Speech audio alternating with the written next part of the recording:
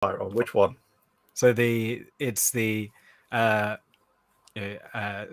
pirate's there in front of everyone. And he's like, "What be a pirate's favorite letter?" And everyone's like, "Oh, okay." Andy, what be a pirate's favorite letter? Be R. Twould think it be R, but 'tis the sea we truly love. And that's the beauty of that one, because whichever answer they go with, you've got the other option. Yeah. And inevitably it's someone going, "Oh, I know this one. It's R." Like, "Oh, I got you." And you're like, "No, well, wait. There's more." But wait, there's more. No, that is invariably the only joke I ever remember. Yeah. Which is a shame because, I need at least a second joke. But, well, this is the thing, that there's like a handful of just really, really simple jokes like that just have sort of on the back burner. There's two fish in a tank. One turns to the other and says, "How the bloody hell do you drive this thing?" Yeah. Things like that. Or, there's two birds on a perch. One turns to the other and says, "Can you smell fish?" That's one of those that, like, oh yeah, some people get it instantly and others go, "Huh?" What? Yeah. Yeah, it's the ultimate thing with that joke, because you're not going for the laugh. Getting a laugh from a joke is easy. You want the insults and the death threats and the the rolling the eyes and storming away in a huff. That's the aim. Because the theory behind the dad joke, isn't it, that you get to a point where you can't tell rude jokes because you've got kids, and you can't tell stupid jokes because they're still kids, but they're not they're not little, and so you've got to find somewhere in between, and that is where the dad joke fits. Yeah, I mean, it's very similar to the kind of the psychology behind the cracker joke. In the Christmas crackers, it's non-exclusionary, it's non-derogatory, it's just silly, and everyone has the same reaction to it. It's not excluding anyone through intellect or background or anything like that. It's just unilaterally crap. Yeah, but crap enough to be good. And that's a job. Yeah. That's a genuine job. Yeah. I heard somebody on the radio years ago who was interviewed about it. I was like, yeah, we have to come up with, I can't remember the number now. Yeah, X number of jokes, new jokes every year. And like you say, they've got to be constant. They've got to be kind of good enough to be funny, but bad enough for people to kind of go, "Oh," because that's what Christmas cracker jokes are like. Completely, safe for any audience, without kind of attacking anyone. Because I think there's that kind of sort of element of I don't know, there's a term for it, danger comedy, where people just literally just attack. They'll pick some group of people and just kind of what can we possibly say about that group of people? The sort of stuff Jimmy Carr regularly gets kind of called out for.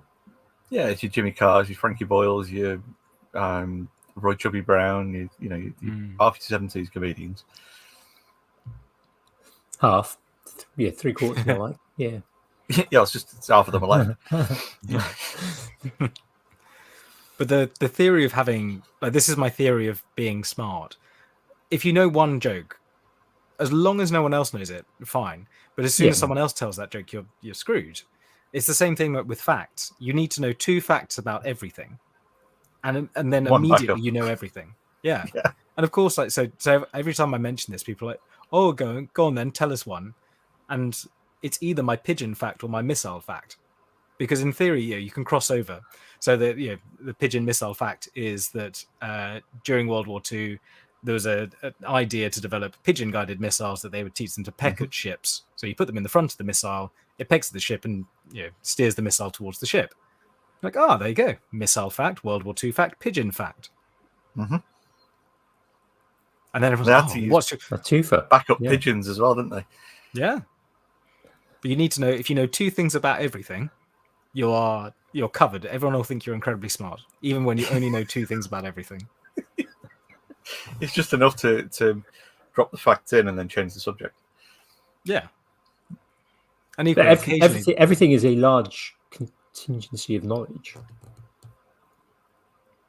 So knowing 2 facts about everything does cover quite a lot. It does actually make you pretty smart. It does. I mean, it's one of those life hacks that actually it's not really a hack. It's just putting in the work, but you think that you're not. Yeah, how to be lucky in life is work your ass off. Yeah. Was it luck is a combination of hard work and opportunities or something, or being in the right place at the right time, and hard work and opportunity. Yeah. Or when hard work meets opportunity. I think might be the more formal. Yeah. It's like the overnight success that's taken 10 years. Yeah. You're paying artists for their 10 years of failure, 5 years of figuring out how to do it properly, and then that 1 minute of I painted you this lion sausage dog. There you go. Now I want a lion sausage dog. Well, that's the Picasso one, isn't it? The Picasso on the napkin in the cafe. Yeah. I was going to tell the anecdote. There's a single. I can't remember if I heard it on a podcast. So that's the problem. That I'm gonna retell an anecdote that's been on this podcast already. Yeah, about the you finally finished it. Why is it taking you this long? You keep putting it off, and the artists open the doors, and this room is full of their failed attempts. That might very well have been the story I told last week. Yeah, I think it may well have been. Yeah, I had that sudden realization. I'm like, I was listening to this in the car the other day. Oh wait, no, I'm fairly sure this was Heidi's one, wasn't it? Oh yeah. Yeah. I'm sure I've heard this story parroted before in like a vaguely Scouse accent. Yeah. my other internal monologue. 3-hour episodes. Yeah, cover a lot. Yeah, and one podcast blends into the other. You don't know. Suddenly, oh God, it's Rasmus talking. Is it? Oh wait, no, different podcast. I think it's more like the monkeys typing Shakespeare. I think. Yeah. If we sit here for long enough and say enough stuff, then wise things come out. So, rumor has it that was how the band name Chumbawamba came to be. In that one of them was involved in that sort of experiment of having a load of monkeys and a load of typewriters. And among the reams and reams of absolute trash that they typed, one of them saw the name Chumbawamba. I thought, we'll have that. Don't know how true that is. Don't know whether it's completely apocryphal, but it's just one of those little random useless facts I've had in the memory banks for years. Have you got a backup fact for that one? The fact that their first album was banned because the album art cover was an uncensored photo of a woman giving birth. So yeah, 2 facts about Chumbawamba. Yeah. I'll say those are my 2 Chumbawamba facts as well, and only because you've told me that story before. Yeah, but I mean, in fairness, for those who don't sort of know the group dynamic between the 3 of us, is we generally, between the 3 of us, just pass knowledge and facts and things between the 3 of us. Yeah. So this could turn into the shortest episode we've ever had. Or we'll still be here next week. Yeah. I'd say when you guys said, "Oh, when are you free to come on?" I looked at my calendar and thought, "Right, when have I got the Monday off after a Sunday?" Just in case.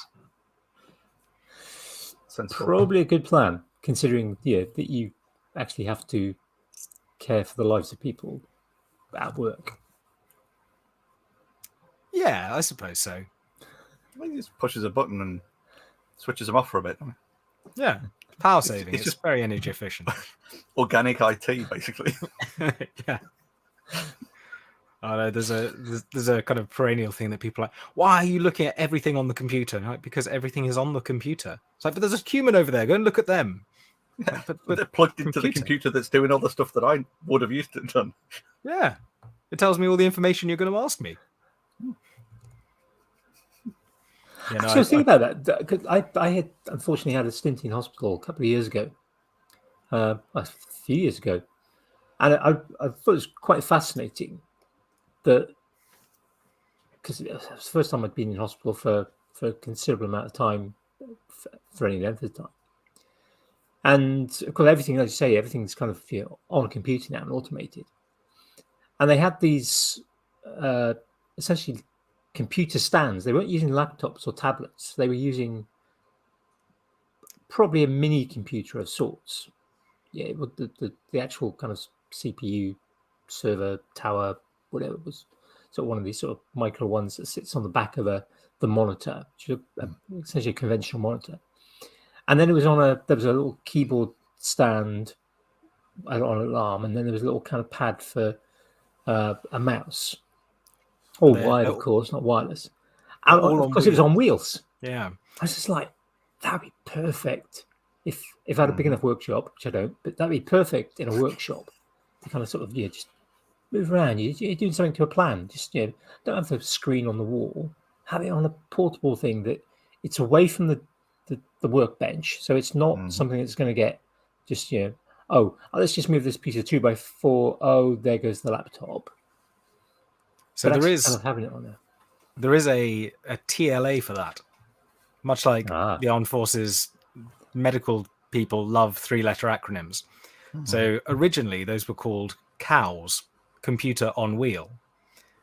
The problem was that we've had to rename them, and this sounds like it isn't really a true story, but we had to rename them to WOWs as Workstation on Wheel, because at some point there was someone who said, where is this? Oh, just go and get the cow. And a relative assumed that the doctors or the nurses were talking about them, and so we had to change the cows to wows. So Workstation on Wheels is what we're meant to call them. Invariably, that means our Workstation on Wheels all get different names like Ermintrude and Buttercup, as much of the cow-like names we could think of, as opposed to the physio's chairs, which are all named after singers. So one of them is Michael Jackson. One of them is Barry White. I don't really know why, but they've got little tags on the back. It's like, where's Bed 10? Oh, he's just sitting in Barry White. What? Takes a little while if you're not used to it. I can well believe that. I mean, my alternative was to call all of the WOWs different Owen Wilson movies. Wow. But no one else got the joke. I thought that was quite clever. And people were like, why would you call the computer after an Owen, after Wedding Crashers? And I'm like, Owen Wilson, wow. Like, no, still don't get it. I thought, fine. Go and watch Shanghai Nights. Yeah. I think would you have gone with what's the Marvel thing he was in with Loki? Hiddleston? Loki, yeah, that's it. Yeah. Oh yeah. Go on, pop culture references. I struggle with, but yeah, it's the most unique thing I think I saw him in terms of him acting and not being the same character in every film. Yeah, he wasn't Owen Wilson in it. There was about sort of 10 or 15 seconds where he was allowed to be Owen Wilson. He's a fully fledged human being otherwise. Happened to I think Cars 3 was on TV yesterday. Yeah, I turned on the TV to put YouTube on, and I thought, okay, this is I'll just put this on while I sort out things. And Lightning McQueen drives up to a big statue and says, "Wow!" And I thought, oh yeah, it is Owen Wilson. There's just so many little things in there that are just so characteristic of a certain person that's all you need to pick them out of other random noise. Yeah, it's about when you do the impression of someone, and if you're starting to do impressions, the first things you ever say for an impression is like, "Oh hi, I'm Jimmy Carr," or like you say the name of the person you're doing an impersonation of or an impression of. Except for Owen Wilson, apparently you just go, "Wow."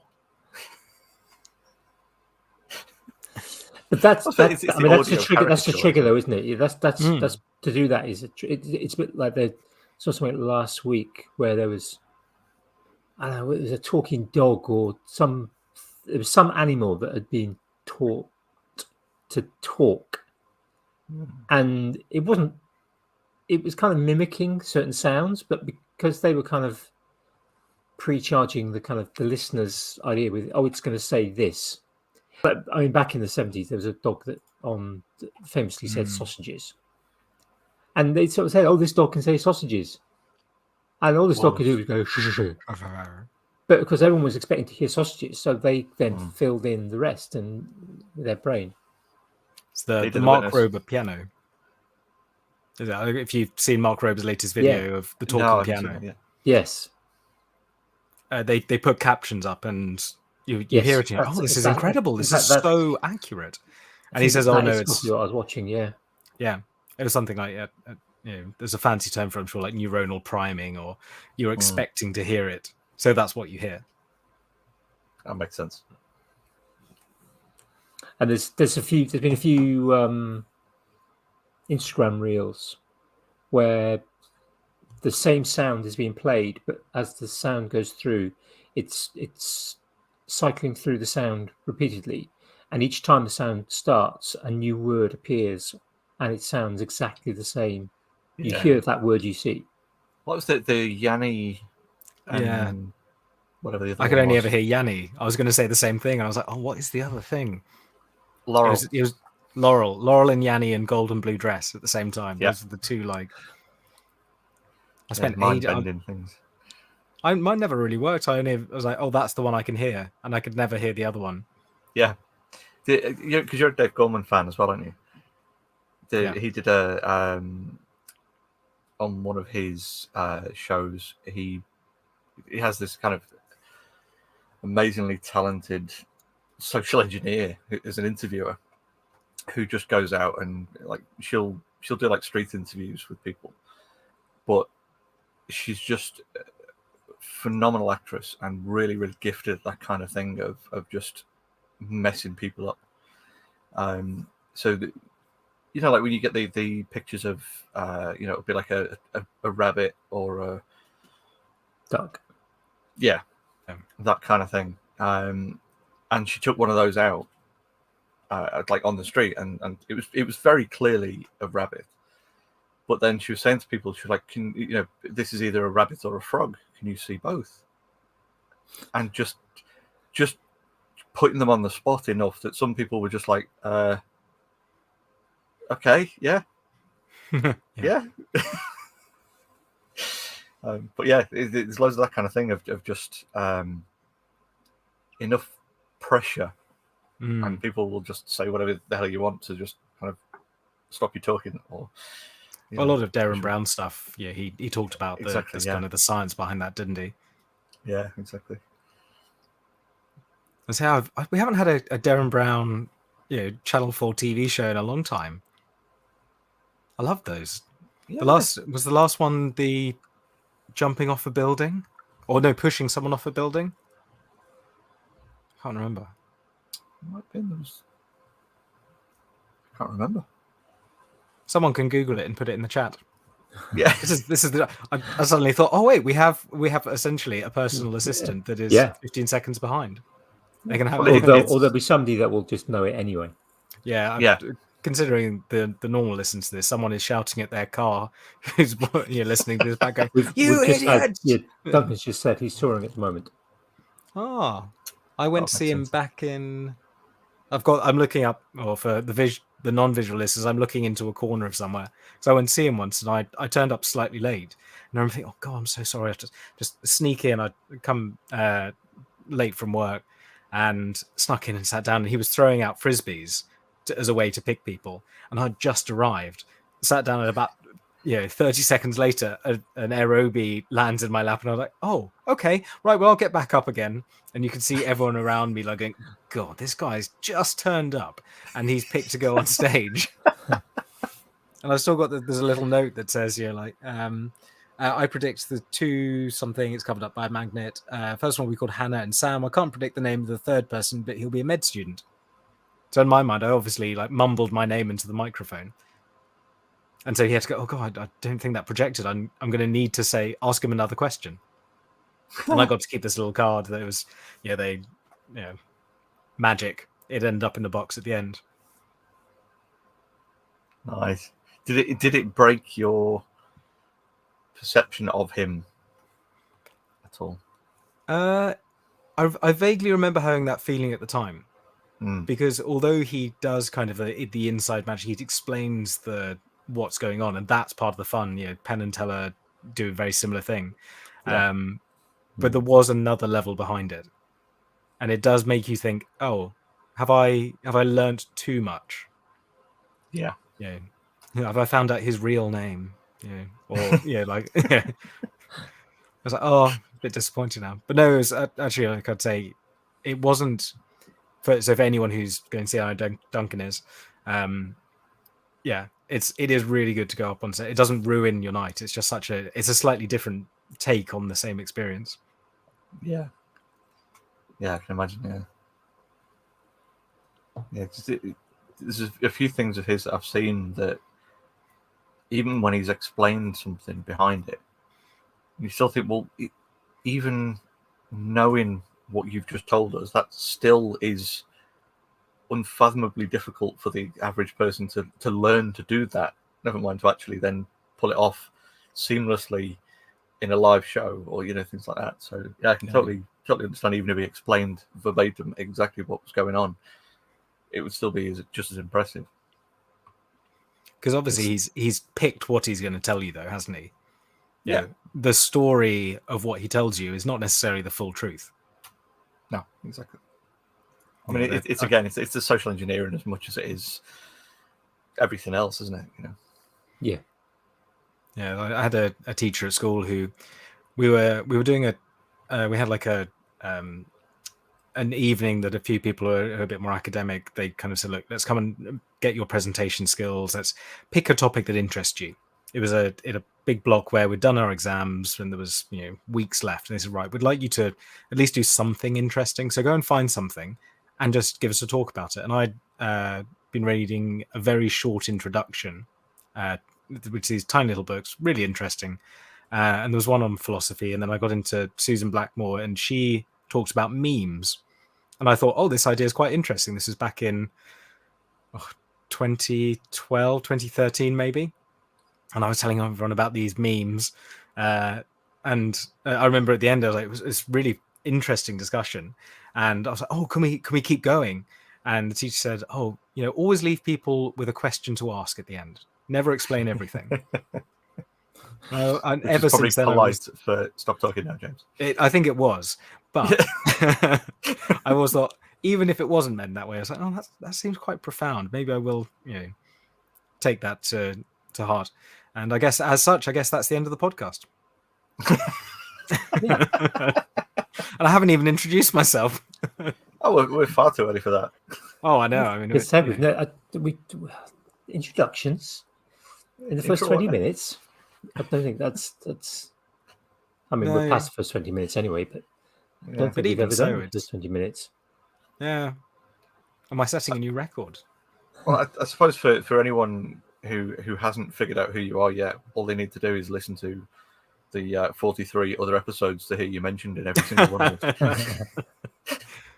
Yeah, I signed up for the Patreon quite early, but I didn't realize that's what we were getting. Yeah. Yeah, regular mentions. Yeah, all the kind of tiers are hidden. Yeah. Dragged along with us, I think, is the description we've got put on there. Yeah. Yeah, I'm the parachute in your descent into madness. Yes. Yeah, a bit late for that one, I'm afraid. It's my age. Yeah. That's the you should try everything once, except for doing skydiving badly. Yeah. Yeah, skydiving without a parachute. Yeah. Yeah. I mean, you can say you can try everything once, yeah, including skydiving. You just got to time it right and do the appropriate things at the right time. So don't start with that one. No, that is the old thing, isn't it? If at first you don't succeed, then skydiving's not for you. I bought a very small metal sign from a market in Spain on holiday once that had that on, and I thought it was the coolest thing. That was doing the rounds in emails in the early 2000s. Roughly the time I did it, yeah. Yeah. I was doing the rounds before email was a thing. Well, yeah. Crikey, I'm sure that was in at least one Rag Week joke book that I bought. Well, imagine. It is interesting. Chiseled onto a Roman bathroom wall. Yeah. Written in cuneiform on a wax tablet, yeah. Yeah, originally it was if at first you don't succeed, then trying to fly like Icarus is not something to try and do. that Well, have newly you ever released skydived? book. Either of you ever skydived? No. No, No. neither goodly or badly. And yes, I'm No, keeping well, goodly as a real We've word. definitely not done it badly, I would have thought. Because we probably would know about that one. Yeah, I do have the connections to skydiving, and particularly skydiving badly. But I think that's another story I've told before. My uncle, who was skydiving sort of instructor and would film the dives back in 90s, I think. There was a tandem jump that had gone wrong. The instructor behind had pulled the chute, and as it deployed, it got caught around his neck, and instantly he went unconscious. But my uncle actually saw it, got the whole thing on camera, and shut down there, cut the chute, released the secondary chute, and then got his own chute deployed, like sort of just before the terminal cutoff. Ended up with like an award from the Queen and stuff for it. Wow. That's my only sort of connection to skydiving. That's your second skydiving fact. Yeah. Yeah, don't do it badly. I've seen that video because you've shared that with me in the past. It's blooming impressive. Yeah, absolutely impressive.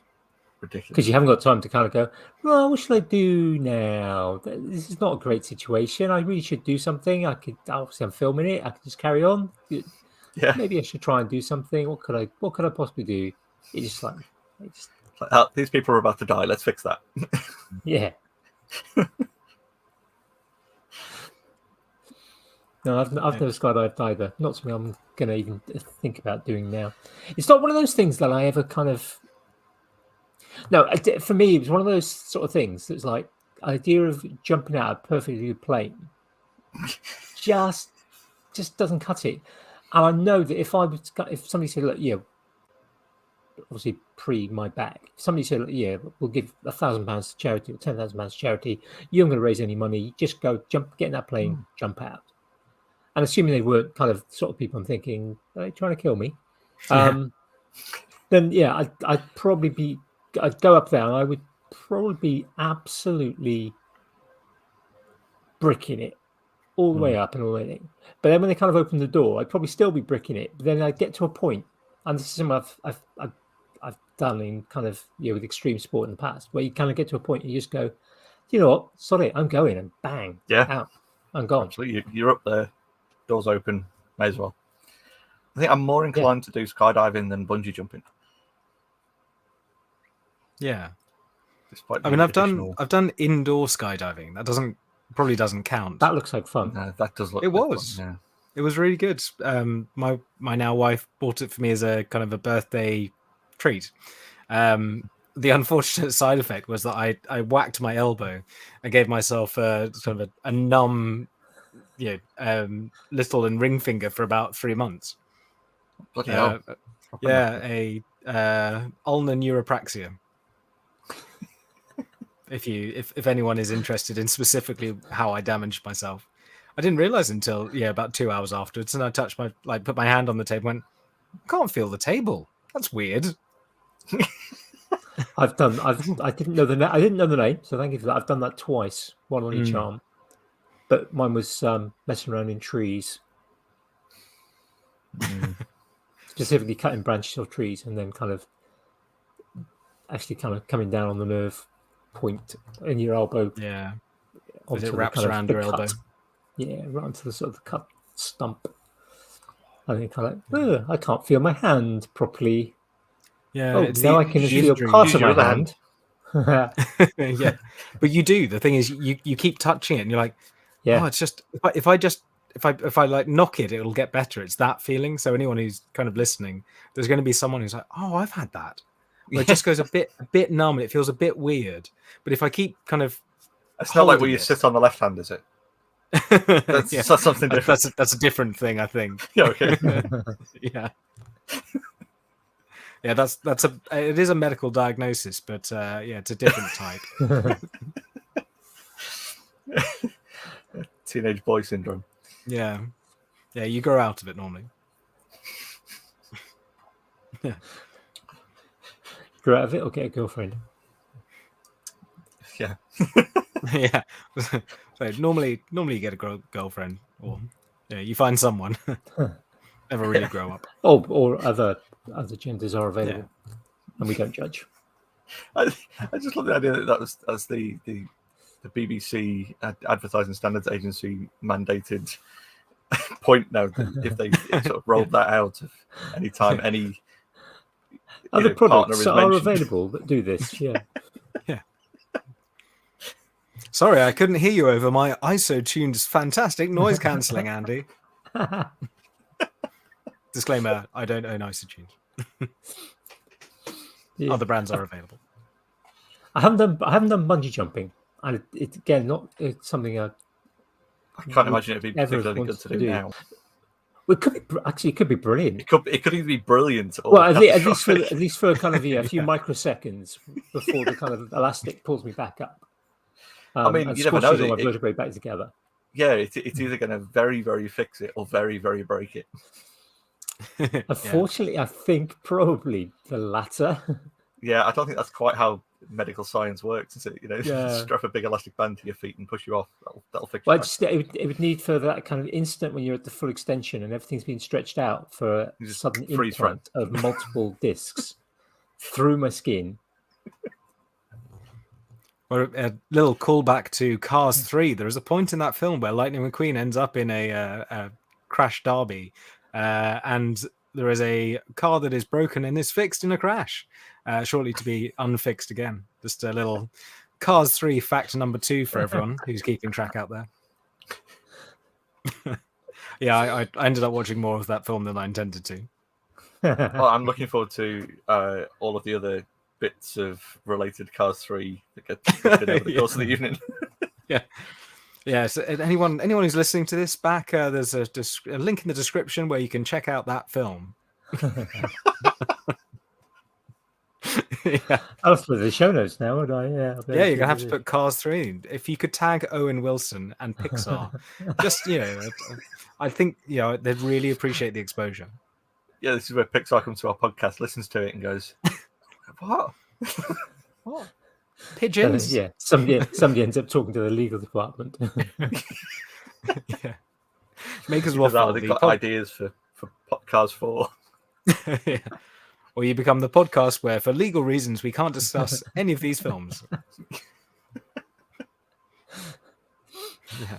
For legal reasons, we can't name the company. Yeah. The guy who was in well, let me think. The Royal Tenenbaums.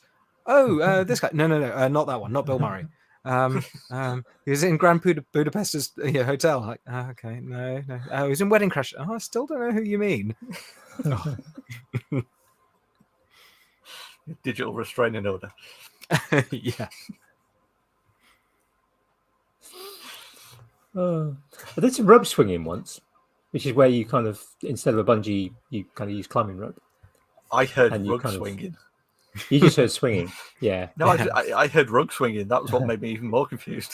Yeah, no, rope swinging, where you kind of, instead of kind of jumping vertically, or even at an angle, because sometimes bungees don't at an angle, but you swing, and it's usually a bit of a fall. You use climbing ropes. There's a bit of a stretch. Don't use abseiling rope, because that's a really bad idea.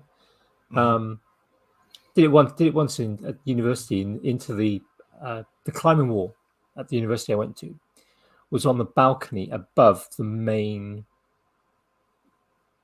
sports space. So where they had the indoor football, the volleyball, the badminton courts, all that. It was above that on a balcony, sort of 20 feet up. So sometimes we would kind of, instead of just climbing the wall, we'd kind of climb down or climb up from the floor in the kind of, it's all brickwork. Yeah, we were kind of sort of feeling kind of interested. And we set up a rope swing once over one of the concrete pillars, not a pillar, girder going across the sort of ceiling. And we were sort of swinging down into the hall and kind of, it was a good laugh. And we kind of noticed there was this dust coming down. It wasn't until we actually brought the rope down afterwards that we discovered it wasn't all dust coming down. It was actually bits of the rope that was wearing off on the concrete. And we weren't the most popular with the equipment officer when that happened. I can well imagine. I suppose it's going to be that difficulty between is it worse for the rope to be shearing away or for the concrete beam to be getting cut by the rope? Well, I mean, the beam was a good kind of half meter by meter in cross sectional. It was square, rough concrete. So I don't think the beam had much to worry about. Once you got to the rebar. Yeah, exactly. So yeah. Or the fibrous-like insulation material from this old building that is now raining down on top of you. Good point. Yeah. I assume that's where the story was going. Luckily, it was a fairly new building. So, it was a mid-80s building. So it's still in use into the 90s. That's true. Yeah, 93, I think. And there's still plenty of buildings with it in. Yeah, I've worked in a few. Yeah, a friend of mine recently was saying that they'd gone away for a couple of days, and the landlord had took a load of Artex down off their ceiling, and so they sort of came back from their couple of days away, and it's like, oh yeah, there's a load of dust on everything. Then someone mentioned, you realise Artex has usually got asbestos in it. Yeah. Sorry, what now? Yeah, that's been a fun escapade, sorting all that out. Yeah, I can imagine. Yeah, hopefully the dust had settled. So there was those of you who know me know I'm a somewhat of a fan of looking at industrial auctions. And recently there was a understatement of the year. Slight interest, passing. There's the assets of an asbestos removal company, like 50 vacuums, none of which were bid on, strangely. Weird that. Yeah. Oh, so cheap. Poor Henry. Why does he not look so well? Yeah, asbestosis. Yeah. Yeah. I got given years ago. Everything's years ago with me. Back in early noughties, at the school I was at, somebody came in and I was chatting to them. That's a weird name for and a school. They gave me this was wasn't a parent. It might have been an ex-parent, as in kind of your son had already progressed through and out of school. Came in and said, I've got a Stirling engine that I made. Oh, nice. Would you like it? It's kind of horizontal Stirling engine as opposed to the kind of the coffee mug type ones. I said, well, yeah, that could be quite interesting. And he came in. He said, look, I'd like to give it to you. Yeah, so it's not just listen to the scribe. Yeah, because you've obviously shown interest in it. Would you like to have it? Well, that'd be great. And he brought it in and had a look at it and did a little plaque on it when he made it and his name and the fact that it was a Stirling engine and beautiful piece of engineering. Yeah, it was a really nice bit of kit. So we kind of left it. It said it needs some new seals, so it's kind of it's not really operational at the moment. So we didn't try and sort of get up and running. So it kind of then sat on the side for a little while, and then it was kind of I had a promotion. I was going for a job. I thought, well, started sort of taking stuff out, and then I kind of had a closer look because it just sat in the back of the lab along with all the other junk that I'd collected.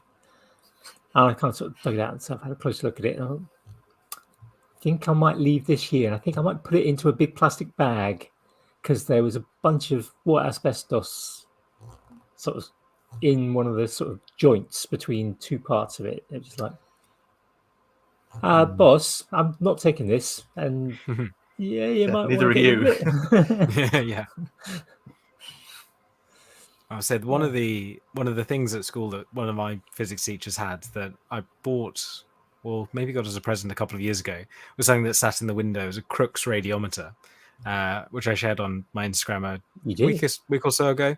And like, it's amazing those things that stick with you that someone probably gave to him or he bought and just thought, oh, that's an interesting demonstration of something. I'll just stick it in the window.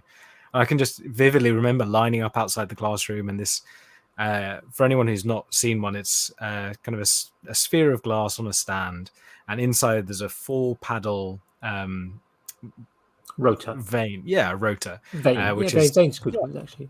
Silver on one side, black on the other, and it spins in response to radiation, sunlight, and hence why it's called a Crookes radiometer. And they're really nice little things. The kind of the physics behind them is quite clever in a way, that they are not in a vacuum and they're not in normal pressure. They have to have just enough air inside to work. Yeah. There's like interesting little things that you pick up on, and I have it sitting on a shelf, and every once in a while it's a bit like, you know, the moment in the movie when I was like, oh, and the light shines through and it'll tell you where the the codex is kept. Like, no, just the light happens to shine through my window, you know, for a couple of hours a day if I'm lucky, and gets this thing to spin round. They are beautiful bits of kit. Yeah. I don't think I've got one anymore. I've got various boxes full of bits and bobs.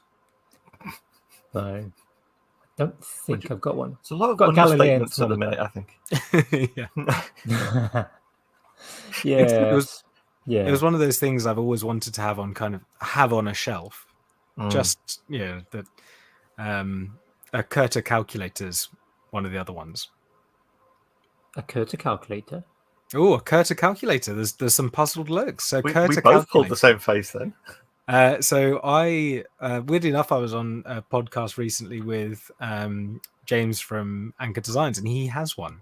And he was surprised that I'd known about it. Adam Savage did a video probably 6 or 7 years ago, and these were they look like a little sudden moment of realization there. Yeah. Yep. So they look like a kind of a short pepper grinder with a big handle on top, and you crank them round, and they are a fully mechanical calculator.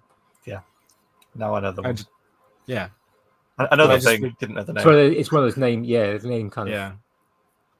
So yeah, if anyone out there is digging through some old drawers of, you know, Stratohoovius, upside down aeroplanes on stamps, you know, and finds a Curta calculator, feel free to send it my way.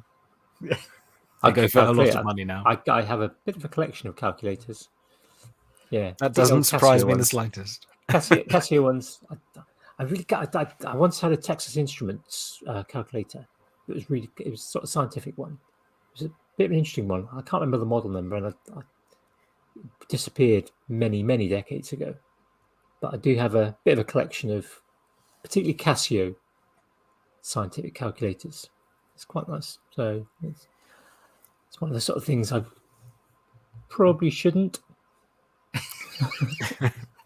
And if I had lots of spare cash, I probably would buy more.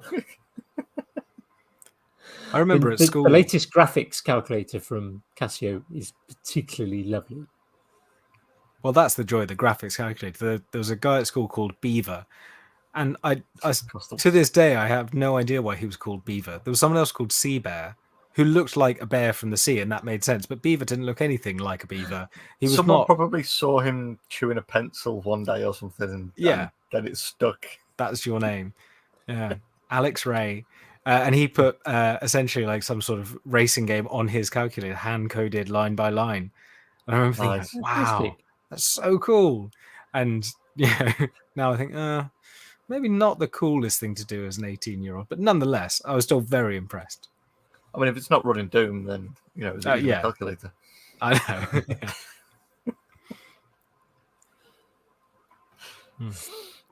I think having collections of things though is I saw a post on Instagram from a letterpress printer today, and he said, "Oh, I'm catching up with things, but as a filler, here is my collection of badges from when I was in the Scouts."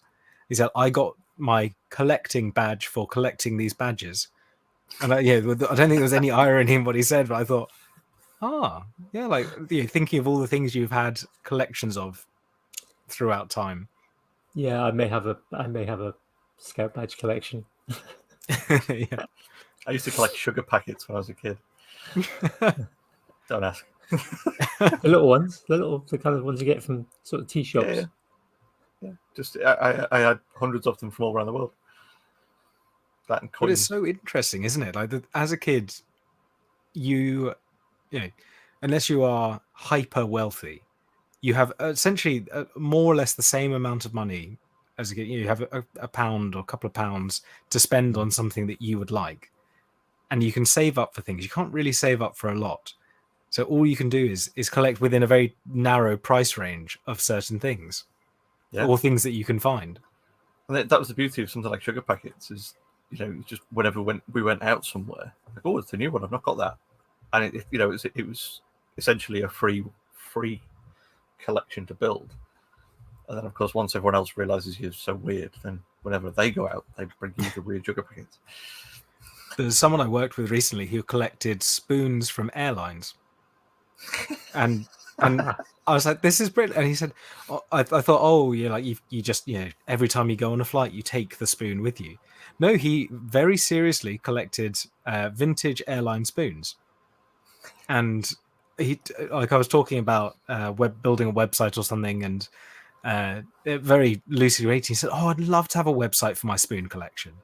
And I thought, if I ever get a Squarespace as a sponsor, I will do a spoon collection for Sherwin. He's so sweet, and I love the idea of a really specific collection. Yeah, and having that as the ad reel on one of your videos. Oh, you say, I already have a website. So what I decided to do is make one for a friend. Yeah, I already have a website. I run it on Google Sites because it's free, and I don't want to pay Squarespace. If you want to, and that's another conversation. But yeah, that would be a really nice. I'd actually be interested in watching that. I like that. So Ian's put in the comments about someone who collected airplane sick bags. To which Lindsay's replied, "Hopefully unused." Ones, I hope. Yeah. I think it's slightly more romantic collecting the spoons, but even so, sick bags. It's a thing to collect, isn't it? It's. I could, if I had lots of available cash, I could seriously, and space, I could seriously get into collecting big time. The calculators mostly come by accident, and I love calculators. I suspect your other half might have something to say about it. There's that as well. Yeah. As a young kid, stamps were the thing because stamps were cheap and stamps would arrive, and everyone used mail. So, and I still have a stamp collection. In fact, the green books. Oh, the green books there, and that tin. They're not cheap anymore. That box there, and there's a tin on top of it. And then in the loft, there's something about the size of a small suitcase. So just behind the bottle with some hazard symbols on, which I've never noticed. I've looked at your background long enough. I've noticed the clamps on the other side, but I'd never noticed the unknown chemical kept out of reach. Share it on the Patreon. Share it on your Patreon Instagram. I'll share it on the Patreon. Yes. There you go. There's a new Instagram account for Patreon members only. Yes. God, I'm already looking forward to this. It's almost. Yeah. No, it's not. It does. No, I'm going to have to get my one as well. It's a proper bottle. It's a proper. Yeah, I've got a couple of big 1 litre ones in there. Mine doesn't have any symbols. It just says acetone. But seeing as we were doing the show your collection of assorted chemicals, I feel assorted chemicals you shouldn't have within arm's reach in an office. Yeah, next to the power supply for everything on its second extension cord. Yeah. Second? Get you, Mr. Fancy Pants, only having two. I'm not going to discuss my collection of chemicals that might exist somewhere in the Tinkerage. Yeah. Fortunately, we have free healthcare in this country. Otherwise, Andy would have been a slightly different TV show, wouldn't he? I just need to make money somehow. I've got these chemicals. Yeah, not Breaking Bad. Yeah, not quite. I was thinking last week. For some reason I started thinking about I'd love to go to a Comic Con. Actually, that's what it was. I've been watching. I quite like Podpad Studios. Oh yeah, they were at Maker Central. They Maker Central. Yeah. Lovely group of people. I didn't talk to them at the last Maker Central, and I wish I was going this year because I'd like to chat to them. They started a YouTube channel during one of the lockdowns, and it's really quite interesting because sort of show it because they show how they develop some of their props from scratch. So at the moment, they're building I can't remember the number of it, the T100 or something, the kind of tracked tank thing from Terminator that you see in the future scenes. So he's building one of those from scratch, and obviously there's all the kind of the bat type things and Tron. You see kind of the thought processes and sort of development of sort of activities. But of course now some of the Comic Cons have started back up. So it's like Western Supermare was sort of last week.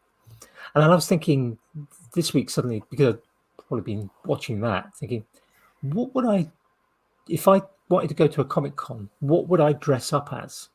Not something I've ever done. Not sure it's something I would ever do. But if I was going to do that, would I go for the kind of, let's just stick a helmet on, then kind of hide the face, which obviously is a benefit to everyone. Or do I kind of do it? Is there a sort of grey bearded thing? The only thing I could think of, not a program I've watched though, is sort of Breaking Bad. Because the guy, beard, glasses. But I'd probably have to shave my head. I don't really fancy. It's a lot of commitment. Yeah. I mean, that is a serious commitment to a kind of particular sort of thing. And I was trying to think of the other thing. I mean, obviously there's a kind of if I want a good old guy with beard, then there's the Gandalf type things. But that, I mean, again, you could always shave the beard off, and then just like borrow one of Kamui Cosplay's. Get the old chest pumped up a little bit and go as some kind of big female warrior princess or something.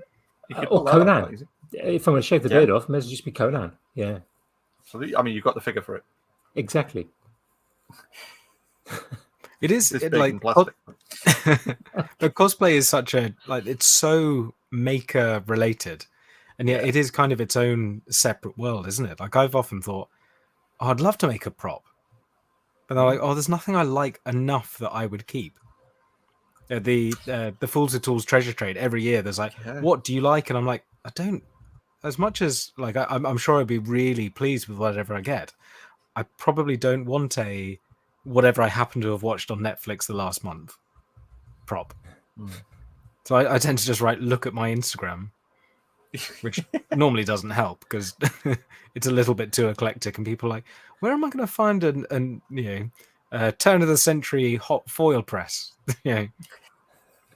Well, I think with stuff like that, with like the Fools of Tools treasure trade and stuff, all the stuff that I like is still stuff that was in the 90s and stuff anyway. So things like Red Dwarf, it's been a thing for the last 30 years. So there's a lot to kind of vaguely stab at if anyone was going to do some sort of prop for me from that, or sci-fi stuff. That's those little fridges.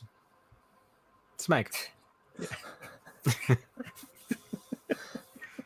It is one of those, if you know jokes every time you see it, like Smeg. Yeah, exactly. Might want to point out it's more than 30 years as well. Yeah. Well, I was more thinking because they it was a couple of years ago when they did the last one, so it would have been. But yeah, it is. What, hey guys, Fools with Tools have already done the "I'm old" episode. Like that's that's really.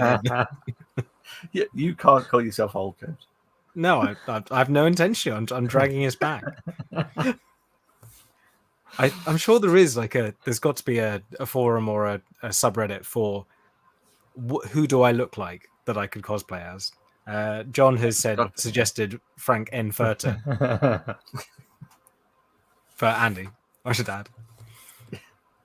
I did once get invited to go to what's it called? I forgot the name of the show. I am just so crap at pop culture references. I could see the blooming thing. What's that show? Rocky Horror Show, isn't it?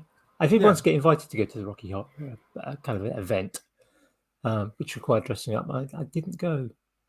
Yeah, it's a huge thing, isn't it? It's you dress up and you go. Yeah, I was having this conversation with a friend last night. Actually, went to grab a drink, and he was saying, we have this thing that we meet up every year, and there's a theme. And I was expecting, there's always going to be someone who turns up in a t-shirt It's like, oh yes, the theme is Lord of the Rings, and I've turned up in a T-shirt that says The Hobbit on it or something. And you think, yeah, you've just not bothered, have you? It makes so much of a difference, doesn't it? Just that bit of effort. Well, talking yeah, I did the back when I lived in Bristol. We had a not long after I moved in. It was a Halloween party, and because I'd just moved down there from the northwest, I still had all the boxes and crap everywhere. And what I essentially did was wrapped myself in bubble wrap and parcel tape, and then carried a wok around with me. And I claimed that I was Pac-Man. I would just shake the wok every time, waka waka.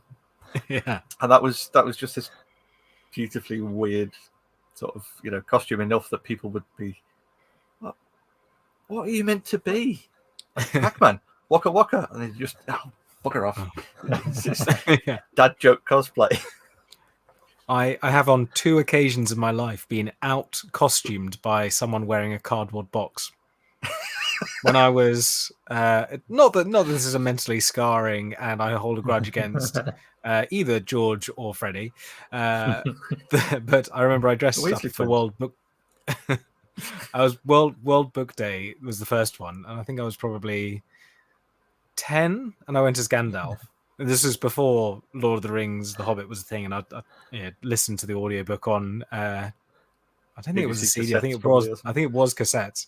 And I went to Skydived, and he came as the Iron Giant, wearing silver cardboard boxes, and won the costume thing. And I was like, yeah, okay, that was quite good, but still, annoying. And then we went to was when it was Trump versus Hillary pre-election. My wife dressed as Hillary in a like orange prison jumpsuit, and I went as Donald Trump in a like American tailcoat, and someone turned up as from the film Sausage Party, the Seth Rogen like food thing. There's the Native American juice box, and he just drew that character on a box and went as that. And again, I was like, brilliant, outclassed by someone wearing a box. So next time anyone invites me to anything cosplay related, I'm choosing a box related costume. Yep, sensible. Yeah. Don't put any effort in. Just come as a box.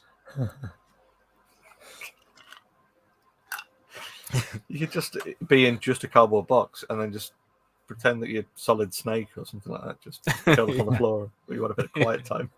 Yeah. Or don't go and claim it was a Hermes delivery. Every now, aren't they? Yeah. Yes, they've changed their name to try and not be. To run away from the reviews. Yeah. Well, if anyone wants to have some fun at the expense of the former delivery company known as Hermes, my Hermes Twitter handle is hilarious.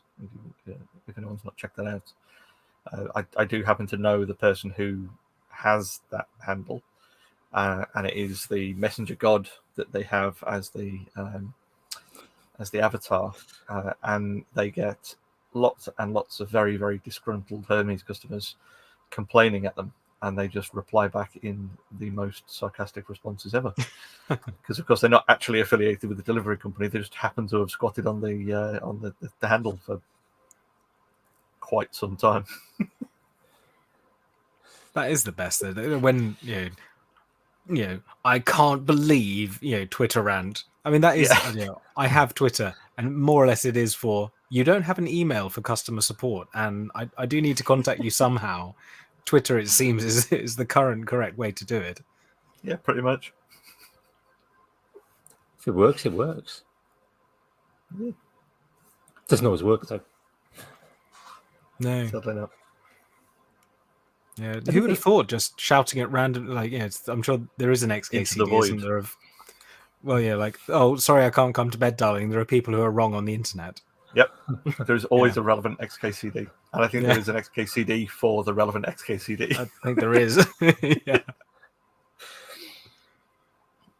it is usually either that one in particular, the someone's wrong on the internet, or the Shibboleth one for the dream sequence of getting through to technical support. Oh yeah, the two that are most used in my profession. Yeah. Or Shibboleth, brother. Yeah. Let's not go down the route of pronunciation. I've had a tough week of pronouncing things. Well, you did choose to go for some interesting things to try and pronounce. So the first one I show knew. yesterday. This is relating to the Virtually Crafty live I did, and I mean, spoilers because I haven't had a chance to see it yet. But spoilers. The first thing I did was the well-known German tool maker, which is a running joke within our group of friends that I still don't know how to pronounce it, even though they are my favorite maker of plier-related double-handed cutting tools and things, and Knipex. Maybe. I think that's about the closest, because I think the problem is, like, I've heard maybe 4 or 5 German people pronouncing it in at least 3 different ways. So I don't think there's much consistency. There is a video. The company have released a video how to pronounce it. It's one of the few videos I've liked on YouTube. I still don't know how to pronounce it. I don't have any tattoos, but if I was going to get one would be how to prescribe vancomycin and dose it correctly. The other one would be how to pronounce that damn word. There's the only 2 things that I have to look up every single time. Is it a particularly difficult script to do then? Vancomycin continuous infusion is, yes. Just because it's a weight-based thing, you have to then dilute it in different volumes. It runs over the same amount of time, but the rate changes. Okay. That's fine. And everyone gets it wrong. When I leave the job I'm currently working at, I was thinking of getting some temporary tattoos made up of like just look up vancomycin or something along those lines to hand out, Nice. rather than like another box of Heroes or Celebrations or Quality Street. Yeah, which everyone does like, but the blue ones. The only other one that I've encountered so far that seems to just flummox everyone is the Flixinase nasals, because of the prescribed dose per droplet and then the actual prescription size. Again, the between 2 different doctors and 4 different pharmacy staff have all got very, very confused by nothing matching up between people writing the scripts and people trying to prescribe them. Apply 1 dose is normally my get out clause. Unfortunately, I can't do that with vancomycin. Apply. I was like, we have a pharmacist who comes round on our ward round. And there are a few things that we look over and they'll just go 20 milligrams. You're like, cool, thanks. Yeah. But vancomycin, we all go like, no, just going to look up the PDF. It's that. Yeah. Actually, the third thing is Ethernet cable wiring. That is buried deep. Oh, I know brain. It is for you, but I only do this, maybe twice a year. So every time I just have to look up Ethernet wiring B, because I know B is the one that everyone does. I don't understand why. I don't need to, but just. I remember you look up and like, oh, there's 2 different types. It's like, it doesn't matter which one you use, but everyone uses B. What? Yeah. And that's what's so weird about it is I've still no idea why we all use B. But when I was first learning to terminate Ethernet or the APAC connectors, the guy who taught me just said, "Oh, wire with B." Okay. And that was 20 odd years ago. It's just that's the way you do it, so that's the way you do it. And it just seems to be this like industry dividing thing of people who've just kind of come into industry and just gone, oh, I'll do the first one and done it A, and then all the people who do it correctly. And the reason is lost in the pits of time. Because you'd expect, okay, well, if it was the first one, they'd say, okay, well, this is version 1. And then there's version 2 and it's better, but it's not. It's version A and like A and B. It's option A and option B. There's no difference as long as you get them the same at both ends. That's it. Like we did a school, and I sort of like was overseeing the liaison between the IT contractors doing all the network cabling and then all the other interfacing, and I turned up to sort of see their work, and they'd wired in this full patch panel for this entire school. It was, hundreds of ports. And sort of looked at the back of the patch panel and just went, "Oh, you've done it in A." The guy just went, what's wrong with that? No, nothing. It's fine. It's fine. It's it's okay. It'll work. Like, yeah, it'll work. It's fine. What do you mean? What's the difference? No, nothing. It's fine. Just forget I said it. just have to walk away. Yeah. It's going to make no difference to anybody unless I have to go there and re-terminate something, which I never will. But I just got to remember, no, wire it in A. Everything else is A. It's all wrong. It's fine. It is the IT equivalent of going to someone's house and going, just go to the toilet. Oh no.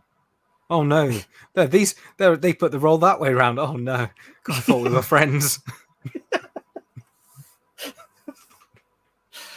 Again, there is only one exception to the toilet roll rule, is if you've got cats, you're allowed to put it wrong so that the sheet is against the wall. Yeah. Otherwise, if you haven't got cats and you put them on wrong, I'll just leave. Yeah. Yeah. Please unsubscribe if you put the toilet roll on the other way around. Not just from this podcast, from my channel, from each of Andy's channels. So that's probably take you half a day. Take you at least a week. Yeah. Unless you're a Patreon, in which case, please stay. Yeah. Oh yeah, in which case, please. Yeah, stay. That the other exception to the rule. Yeah. Yeah, cats and patrons. Yeah. Oh, that's sliding into like my normal, apparently terrible pronunciation of calling people Patreons. But yes, I thought that as soon as I said it, I thought I didn't say that quite right. Yeah. I love the fact that with pronunciation there is that other thing that you either know or you don't know, with the fact that you pronounce something, but it's pronunciation that you have, and then you get people who call it pronunciation. No, you are wrong. That is not what it is. And then it's that thing, it's those nuggets of knowledge. Once you know, it just ruins your life. Not ruins your life, but annoys your day. When you hear someone get it wrong and you go, but I need to correct them, but I shouldn't correct them because I'm being a pedant. They said it wrong. Yeah, I have a few. One of them is less and fewer. It just sounds wrong to me. Yes. Yeah, like countable things and non-countable. Like, there is a rule there. It's not just Yeah, and jealousy and envy. Getting those wrong. I mean, there are hundreds. And the English language is a mess. Let's face it. And of course, it is common usage, and it is an evolving language. That's what language does, and people. But if you say research, I think you sound American. Whereas if you say research, I think you sound English. Like, both are entirely correct. It's just a thing that has entered my mind as like everyone at work says research and doesn't bat an eyelid to that. And if I say research, they don't care either. But it's these weird preconceived ideas. Deep down that you're right. Yeah, exactly. And I have a small, smug sense of self-satisfaction at that moment that powers my smug satisfaction mobile home, like Ed Begley Jr. in that really old episode of The Simpsons. Again, that is another hyper-obscure reference that one person will laugh at. And that's me. And it's Jamie. Yeah. It's a pop culture reference. Yeah, forget it. It's not going to be me.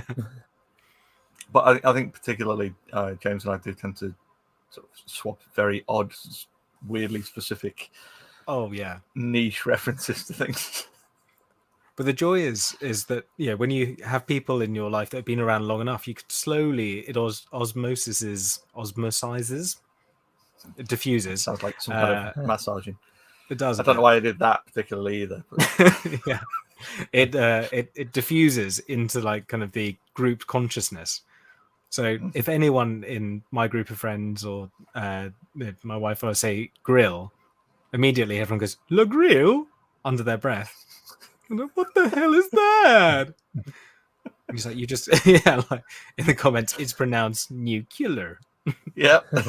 Yeah. Or nuclear. Yeah. Again, I'll say that to myself, and occasionally my inside brain voice does seep out into the real world loud enough that someone will look at me. What was that?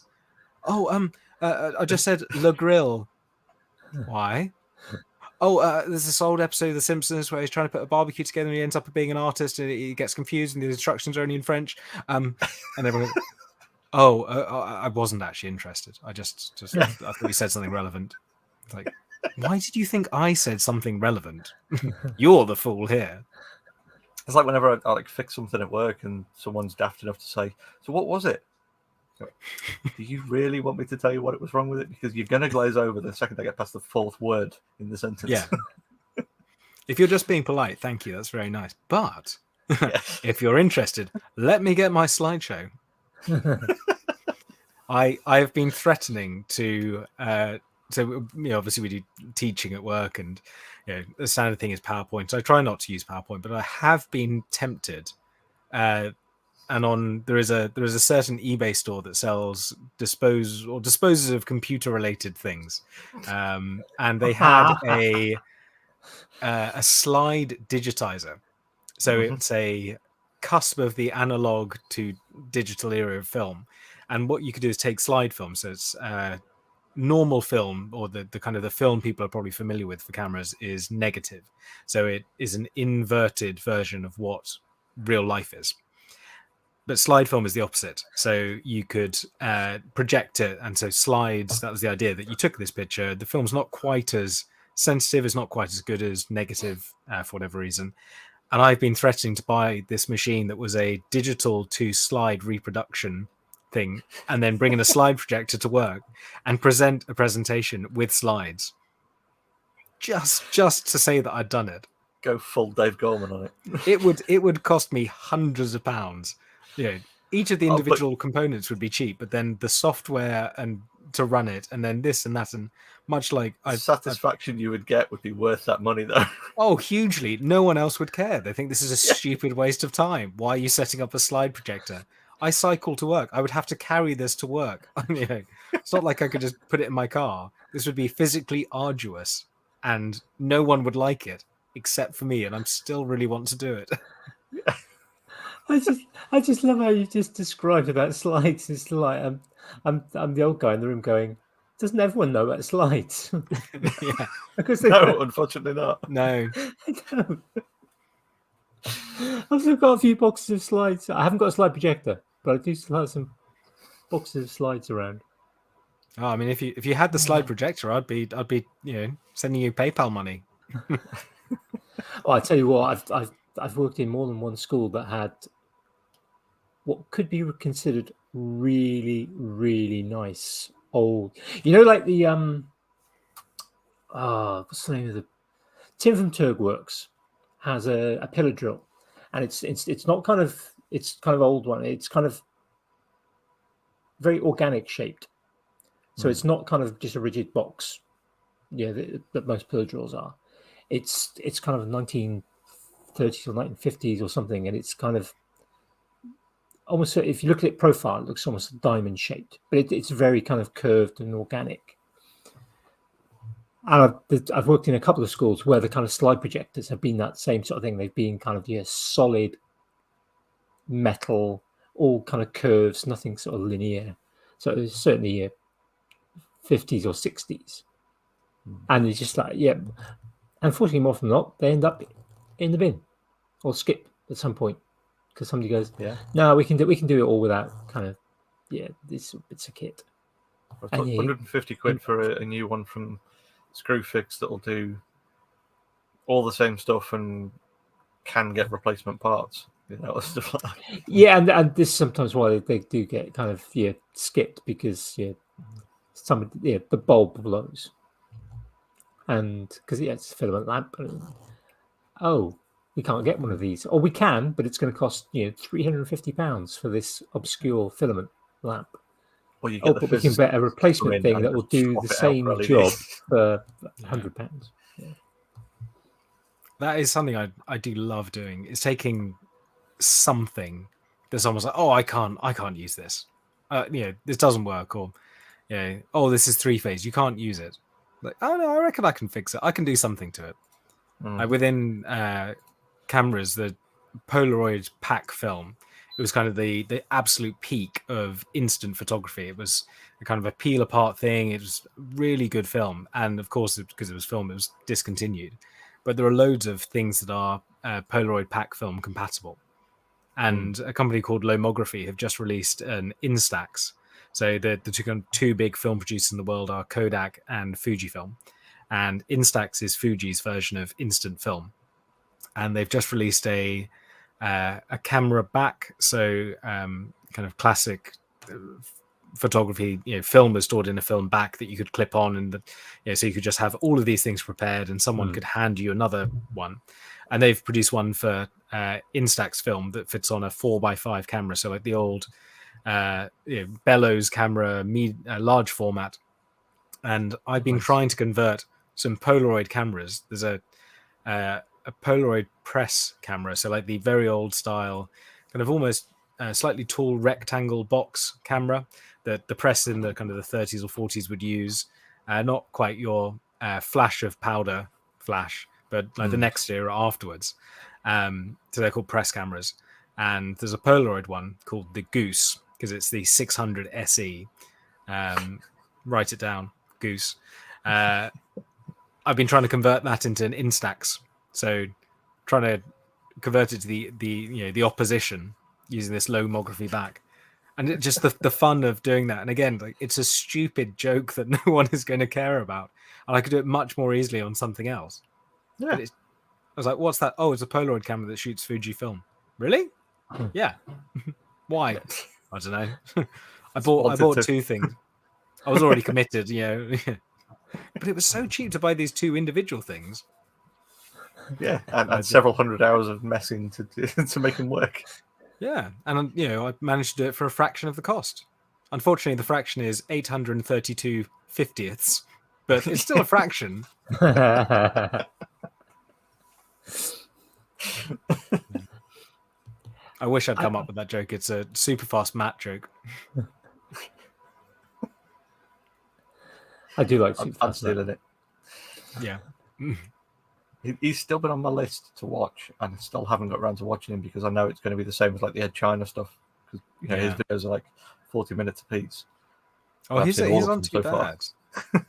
So super fast Mats are normally about 10-12 minutes. It's that kind of sweet spot of.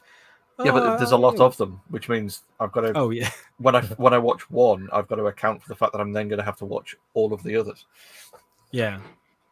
And suddenly you know all the catchphrases and all hell the algorithm. You're in. Yeah. I was watching his latest one today, talking about kind of sticking air suspension in his Jaguar, and it's just like I love his problem solving, but I love it. I mean, his humor's quite British, I think. Oh, hugely, yeah. I just love that. I don't think he is British, is he? I mean, no. He's British American. But I wonder if there's is there a British connection, or is it just he is the one American that it's kind of that can deliver British humor? I don't know though. I'd love to meet him. We know a few Americans who are British. True, that is true. Yeah. Yeah. He also falls into the same camp of people who you don't really realize they've got tattoos, and then one day they're wearing shorts and full leg sleeve. Yeah. Yeah. Again, we know another one of those. Yeah. Exactly. There are two of them. They live on opposite sides. One lives in California, super fast Matt, and the other lives on the other side. Oh, that is a worthwhile trade, Tom. Getting rid of James Corden. Yeah. Yeah, Tom has suggested there's a James Corden swap.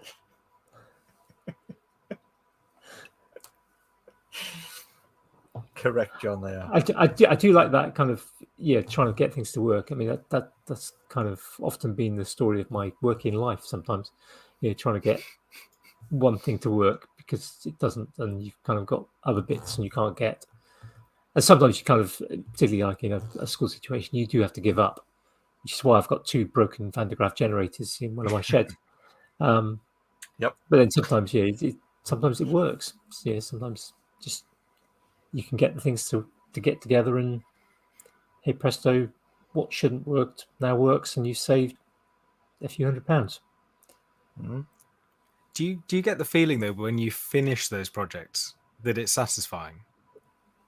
I don't. Finish. What does finish mean? What is this term? Isn't that the people next to Sweden?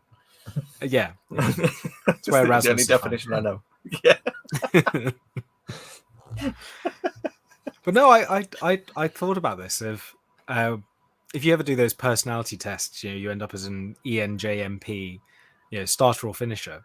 And I was like, oh yeah, I love finishing projects. And the more I thought about it, I'm like, no, I don't like finishing projects. I get no satisfaction. There's no like, yes, it's all done. As much as I hate the struggle of you're like, God, I'm like 15 forum posts deep about like this issue that I'm trying to solve. Oh God, I wish it was just done. As soon as you finish it, you're like, oh, okay, it works now. Bored. Oh, look, a shiny thing over there. Let's go and fix that instead. Next thing. Yeah. Or you fall into the other trap of going, well, here's the plan for this thing. I'm going to make these two things interact with each other, and then that'll be great. And then here are the bits. I've got the bits, but now I'm going to go on to something else before putting the bits together. Oh, that's a touchy subject. I've many of them in there. But the when you've got the plan and you've got the parts, and you start working through that problem of fitting two non-meshing things together, and then while you're in the process of doing that, you figure out a third thing that you could plug into it, and then by the end of it, you never manage to finish it because you've got close enough with that original goal, but added more and more features to it, and then sent it off to someone else to do something different on it, and feature creep is real. Yeah, big time. Yeah. It's almost like the fun of like within kind of making, I think there are definitely people who like to master a skill and learn the traditional way and do this and do that, and then there's I'd like to take this idea of the thing that springs to mind is in pottery there's some people who are doing 3D printed molds. So they is it Ryan Ball? God, this is where I need Heidi to tell me. But there's a few people who do Old Forge maybe. Maybe I'll try and look it up. But what they do is they're 3D printing molds, casting in silicon those molds to then have a reusable mold to do slip casting. Okay. And that's so much more interesting to me than I've learned how to do slab work from an ancient master, and I spent 6 years in Japan learning the correct way to wedge clay. Yeah. I was like, oh, this is a really interesting fusion of two different things. Yeah. I have it's picking things from other disciplines. Yeah, it's a transferal of skills and knowledge, isn't it?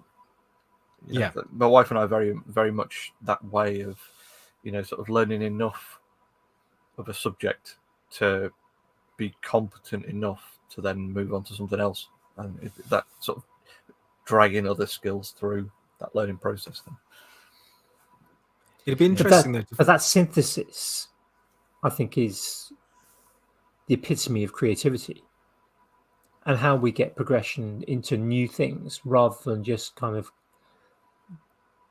creativity being. We can have a whole. We've already had talks about creativity, and we could talk for probably hundreds of hours about creativity and what it is and what does it actually mean.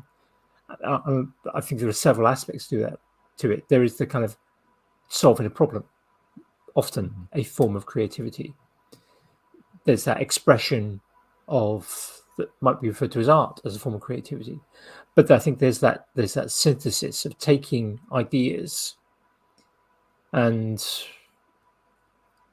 it's a higher level thinking structure where you can take two different things and bring them together to create something new. And I think that's amazing when that happens. It's a good artists copy, great artists steal, isn't it? It's not the idea that you are stealing the work from and doing it again. It's I've seen that somewhere else, I'm going to use it for this thing. It's the difference between your bachelor's degree where you kind of remember things, and your master's degree where you compare things, and your PhD where you take things from somewhere else and push into a new realm or whatever. You put a tiny dimple in the circle of knowledge that's expanded outwards. Well, what would Picasso have done if he'd been shown spray paints Inhaled a lot of them. I don't know. Maybe. Shat himself and then got very, very, very happy. Yeah. Learned to wear a glove. Like, my hand is covered in paint. If he's anything like me, using spray paint. Like, why is my finger the color of the paint? Oh yeah, forgot about that. You don't got one of those grippy things that kind of you slide over. No, I don't, weirdly, it's a tool I don't own. We found it, Jamie. We found it. My Christmas present sorted. I think I've got 2 of them. Yeah. Which again seems to have parallel. Which just means that James is going to get 5 of them. Well, I have thought about it. The thing I've got instead is there's a can, like a spray paint can you can get that you can pressurize yourself. Yeah, because I've always thought with like the key is you want like spraying is great because it's lovely even distribution, no brush marks. But I don't have that color. Oh, actually, I want to spray on something that you can't buy. I don't know, some zinc chromate primer that's been deemed too dangerous to be sold anymore. I've still got half a can left. I bet you've still got an old tub of proper nitromorse as well somewhere as well. I've got a big tub, yeah. Yeah. And, stuff that still works. Yeah, and there's similarly a tub of paint thinners that I think is illegal to be sold. Or at least in California anyway. It's xylene based. Yeah. Yeah, it's weird that I don't know if this is true. This is if someone wants to look it up and send me a message, organic chemistry, things in organic chemistry dissolve in things that are like them. So structurally the same, that they look similar, they will dissolve in them. Because in my mind, like there's level 1 of I need to dissolve it, water. If that doesn't work, okay, it's organic. Isopropyl alcohol. Next level, acetone. Next level, methyl ethyl ketone. Like there's a little stepwise thing. Once you get to thing. MEK, you're getting into serious. Yeah, and then after that, you're like, well, it's an acid or base, and just burn it off. But there's like missed out THF, tetrahydrofuran. That was an interesting one. When I worked in magnetic media, MEK was our solvent of choice. We used to just bathe in that, literally. Yeah. If you got covered in, you got covered in, yeah. What do we used to call it? I mean, mix. If you got covered in the mix, yeah, MEK would get most of it off. But sometimes some of the mixes we were, because I was in development, so we were kind of trying to develop new things. And part of my job, I've mentioned before, I was kind of part of the thing I was doing was kind of reverse engineering. Oh, sorry, wrong podcast. Sort of Japanese tape. And sometimes we use tetrahydrofuran as a solvent to carry the fillers and the magnetic media. And that stuff, just horrible. Absolutely horrible. I was just looking up the stuff that my dad used to use. He did his apprenticeship as an armature winder. And they used to use trichloroethylene as a solvent to get all the crap off the windings. So that was a similar sort of thing of just having this big bath of stuff that they just lean over and dip this stuff in and just get the big cloud of trike coming up. Yeah. So interestingly, MEK is used as to reduce the temperature of flames in jewelry making, gas generating. So if you electrolyze water, you get hydrogen and oxygen, which you can then burn. The Aquaflame make one. There's a few other people. You bubble this mix through MEK, and it reduces the temperature. Whereas if you bubble it through water, it is the temperature of a pure hydrogen flame. So that's why I have MEK. I wonder if that's stripping. I think it just oxygen. Volatilizes. Yeah, I think it volatilizes, and some of that the burning will be that vapor of MEK, or if you can do it with isopropyl alcohol as well, or other things. But with water, it doesn't. So you get a pure sort of 2000 something degree hydrogen and oxygen flame with that. Again, obscure. Yeah, unfortunately, I've yet to think up a second MEK fact. Other than the fact that it's horrible stuff. It dissolves everything. Yeah.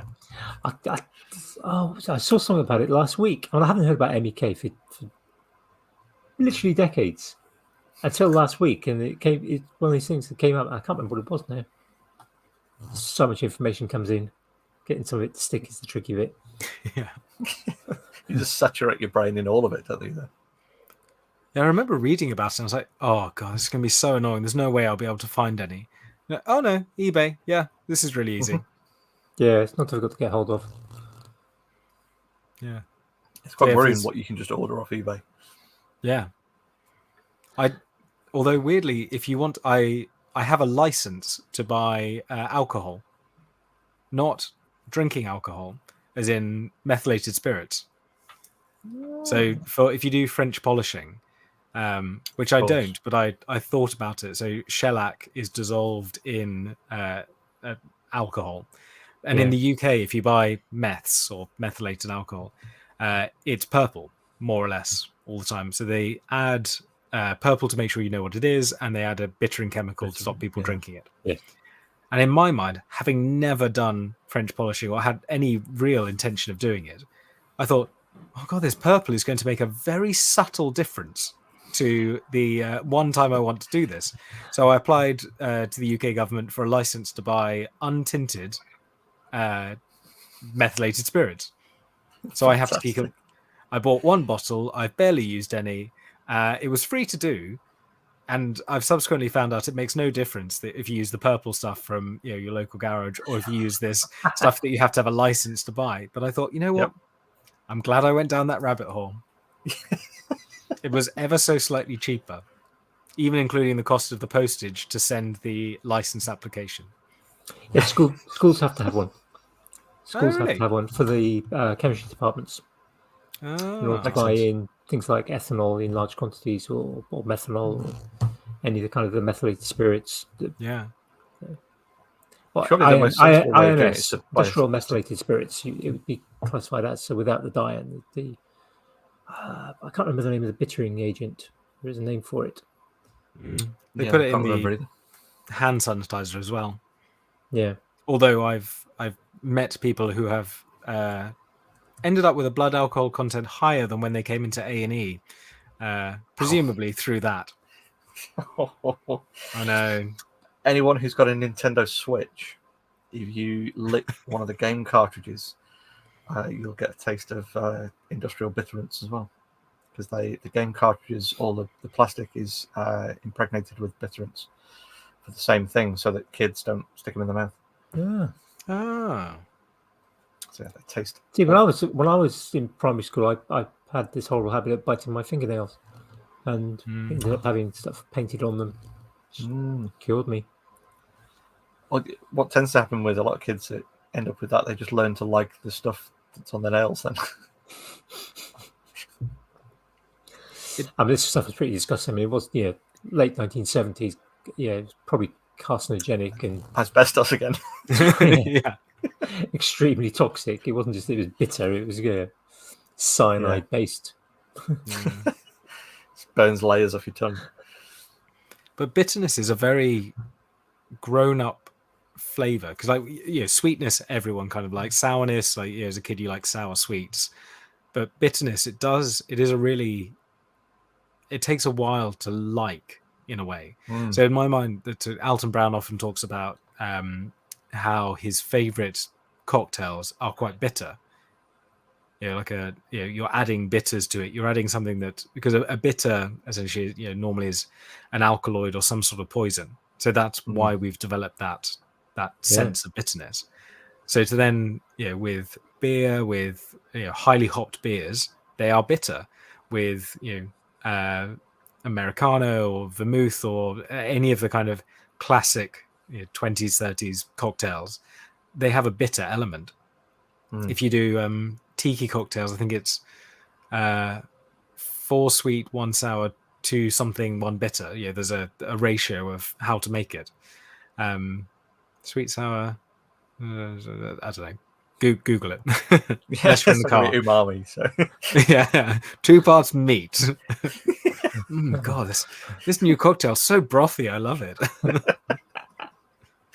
Yeah, it's salty, sour, bittersweet. Chicken stock and mushrooms. Yeah. Yeah. Yeah, the Oxo martini. Yeah. Oh, it's just so rich. That's going to end up just being like alcoholic gravy, isn't it? Yeah. The interesting one for me is something like Brussels sprouts, because that's a genetic difference. Flavor, yeah, because it's something that people will develop with time. So children often, majority of children don't really like Brussels sprouts. I love Brussels. I didn't as a kid. They were okay. They weren't something I wouldn't eat. There were other things that I really, really don't like eating at all and will avoid if at all possible. But now, for me, sprouts, I could easily eat a plateful of sprouts. No problem at all. Same, yeah. My dad's done a sprout curry before.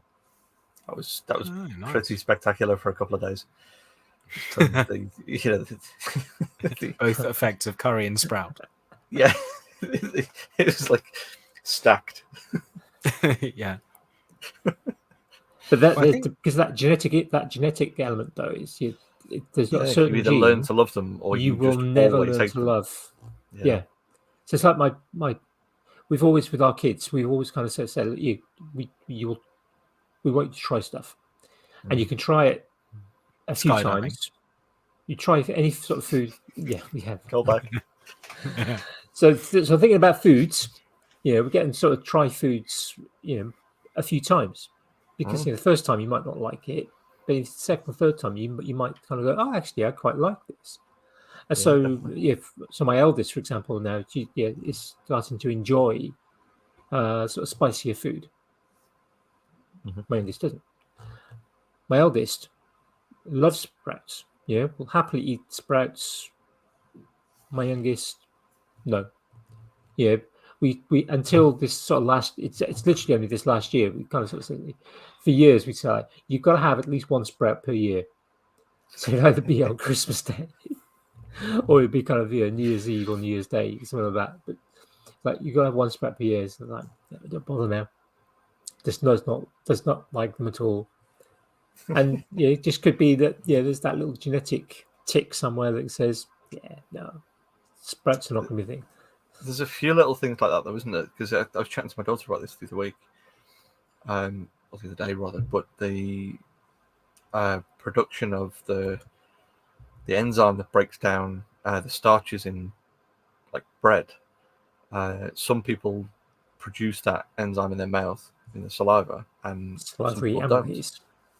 Yeah, there's loads of little things like that that are just genetic switches. It's fascinating, all that kind of weirdness. Do you know there are two types of amylase? That's both my facts about amylase: alpha and beta. They're different. They're active at different pHs and temperatures, which is a brewing fact. So if one works by chopping, so starch is a long molecule made up of sugar units. One of them chops the big one, in just kind of random places to produce kind of medium chains of glucose, or sugar molecules. And then the other one works from one end, chopping off individual bits. So if you I think I did actually hear this on a Virtually Crafty a few months back. Yeah, weird. It's sort of coming back to me now. It is a bit, isn't it? In a familiar voice, weirdly. Yeah, strange. Although my second sprout fact, I think there has been a trend in sprout growing to breed out the bitterness. Yes. Because I think they're brassicas is the family of sprout, so cabbage, and they're more or less all the same plant, just different bits. So like a broccoli, versus a cabbage, whereas they're all just slightly different bits. So a cabbage does look like a sprout. It's just different. It's a matter of size. And if you think of like the flowering bits, it's kind of close to broccoli, and so anyway, kale and broccoli look very similar if you zoom in a bit. But there's been a trend within sprouts to breed out the bitterness. So apparently modern sprouts are not as bitter as the ones you used to have. Interesting. So I have been told. I believe that's true. And the other thing as well is that bitterness levels are can often be a function of growing conditions. Ah. Same thing with like parsnips. Parsnips that have seen a frost will be sweeter than parsnips that haven't. Wow. And parsnips that have seen a beehive will be even more sweet. One's roasted.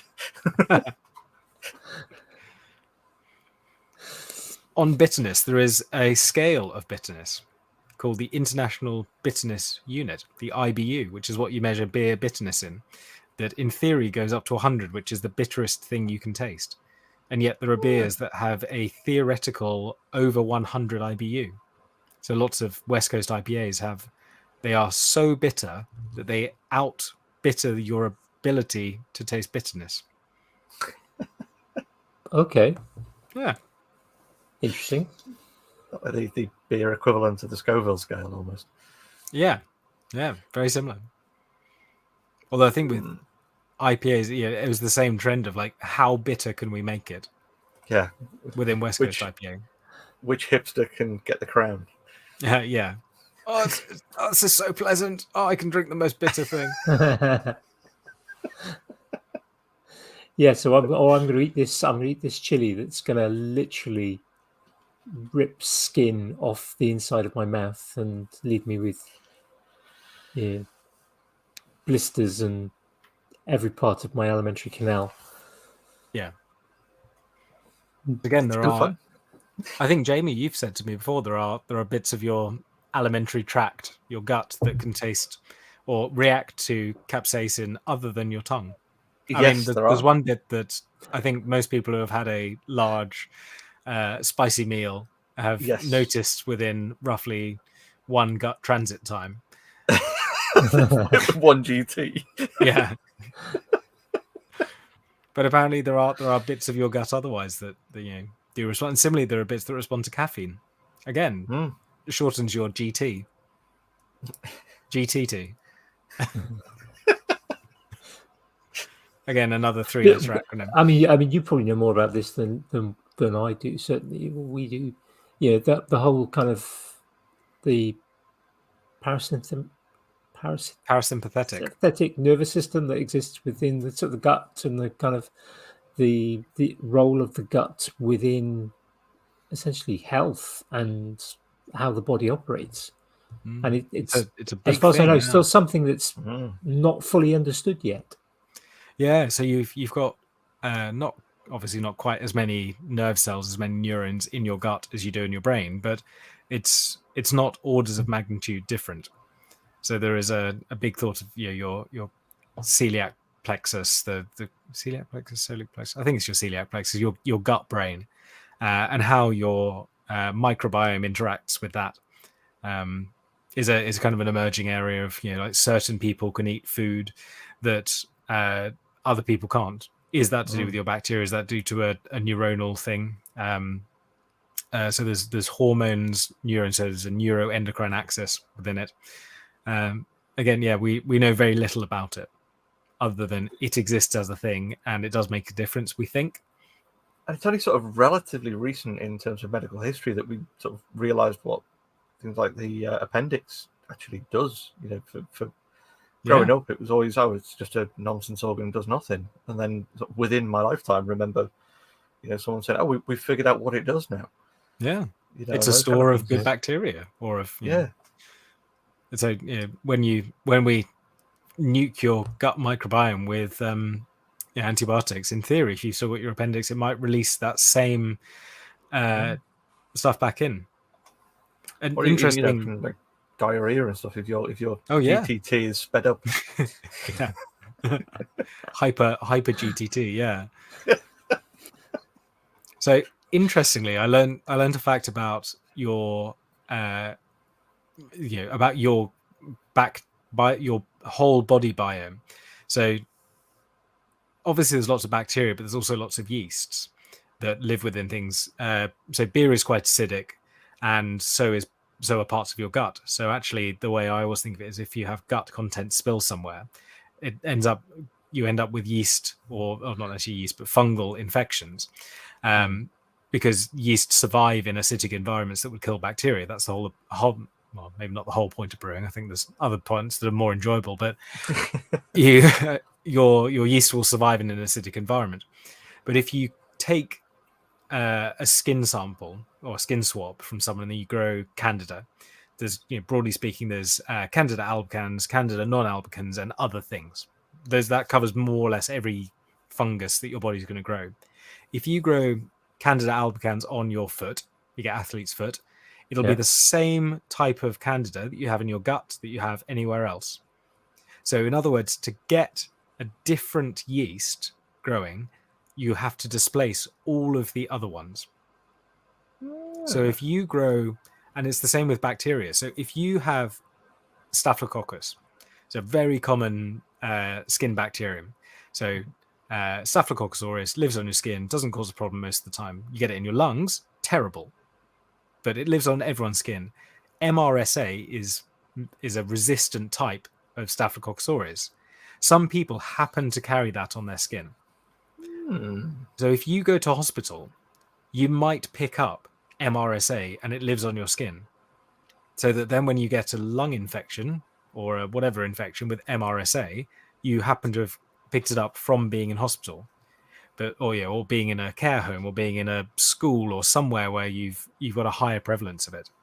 But your body has to, the bacteria that normally live on you have to be fully outcompeted. Interesting. We don't know how long that takes. We don't know, if I drop a blob of MRSA onto your arm, whether it will spread across your entire body.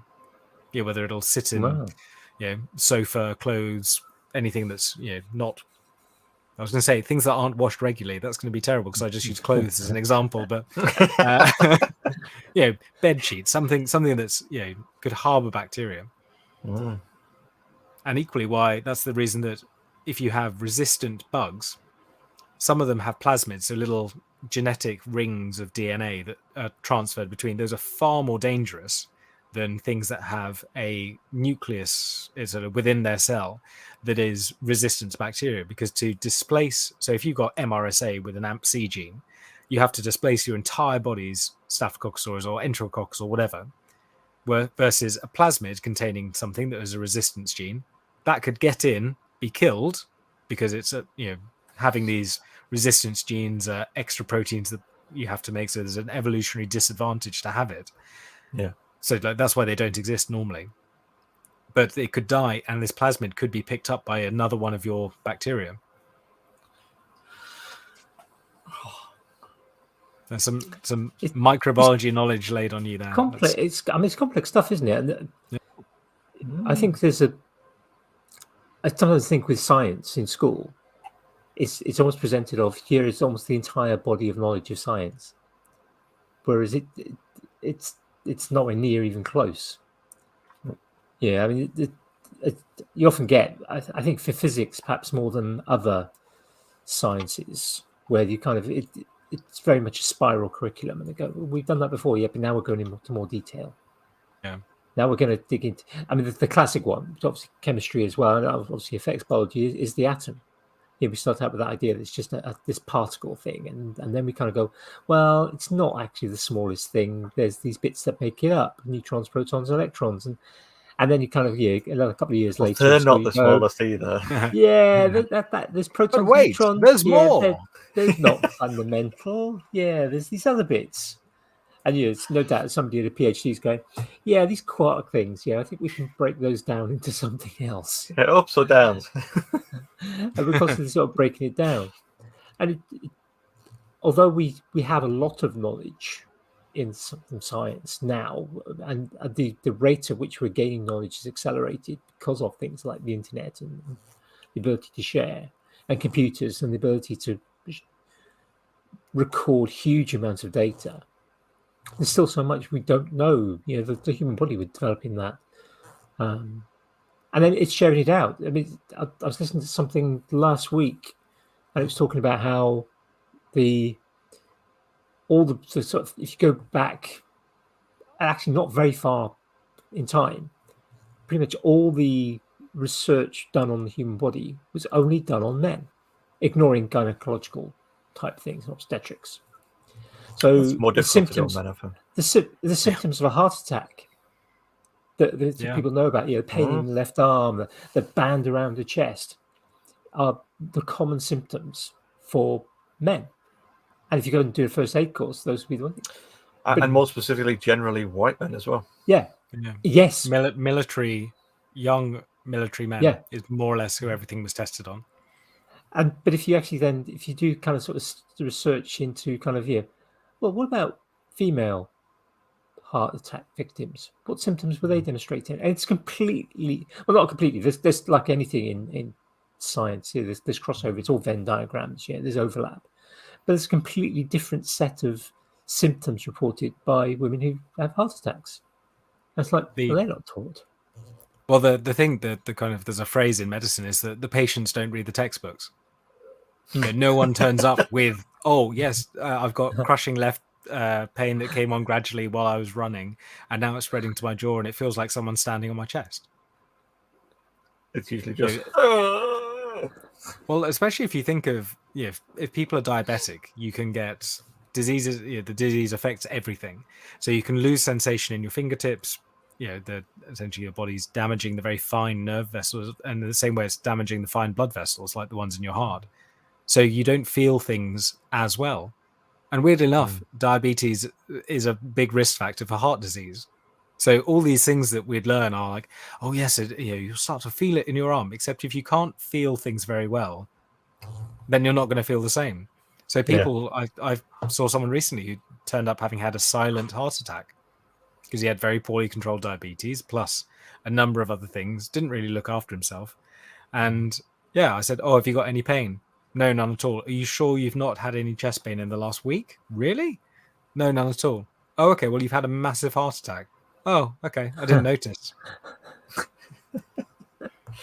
I know we've spoken before about like happy hypoxics and we have like walking pneumothoraxes and things like that are just people are oblivious to these things or sometimes people compensate and then suddenly they don't. We're all right until we're not, I suppose. It's your rate of decline is the bit that I care about.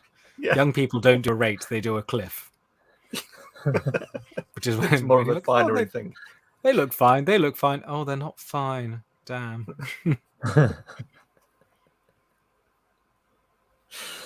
We probably shouldn't laugh, but it happens to all of us. Yeah, the two certainties in life. But laughing is. I mean, you again call back to earlier talking about kind of the humour that exists in, but the military, the police, the emergency services, the health service. I mean, the humour is. I think every career has its own humour system. I think certain strategy. Yes, I think certain careers it becomes a very important coping strategy. I think about there's humour in teaching. There are things that kind of teachers do. The exam bingo, for example, not so common now. There's kind of teachers tend not to do public examination invigilation, but when they did, exam bingo was always quite a good one. And other sort of things like that doesn't tend to happen so much anymore. But it wasn't. I mean, that was a coping strategy of we've got 2, possibly 3 hours of just trying to making stay sure away. Little Jimmy doesn't cheat again. Stop them from cheating and supply paper every now and again. So that obviously there's the paper race then as well. Who can get to the person with the hand up first with paper? Do you go for the strategy of leaving the paper on the table at the front and staying as close to the front as possible, just keeping aware then, or do you walk around with some paper but hope that the person who puts the hand up is near to you? These are. You see, I can see a new mobile game, Examiner. Pay to unlock a new jumper. I reckon this could be a big thing. Yeah, I can see that. Yeah, I've played the real thing. Yeah. Yeah. Yeah. My favorite was the kind of, you get kind of some invigilators would stand at the front, some would be at the back, and it was like, can you make the ones at the front laugh without giving away anything to students and making them turn around? So just looking at the comments, disappointingly, John has written that there is no technical writer humor. You see, I bet there is some hilarious Oxford comma joke that John's just like, oh, I'd forgotten about that. Yep, there absolutely will be. Yeah, as we know, he is a fan of the Oxford comma. We'll have to see if we can get Susie Dent on. Yeah. Episode 100. That would be so good. Just get like John and Susie Dent on. So as a obviously we'd have to get James back for that as well. Yeah, to mispronounce everything. Yeah, sorry, mispronounce everything. The most well spoken of the lot of us to. That would be so cool. Yeah. That's the goal. Sod Joe Rogan, Susie Dent. That's what it is. Yeah. Oh, I'd much rather talk to Susie Dent than Joe Rogan.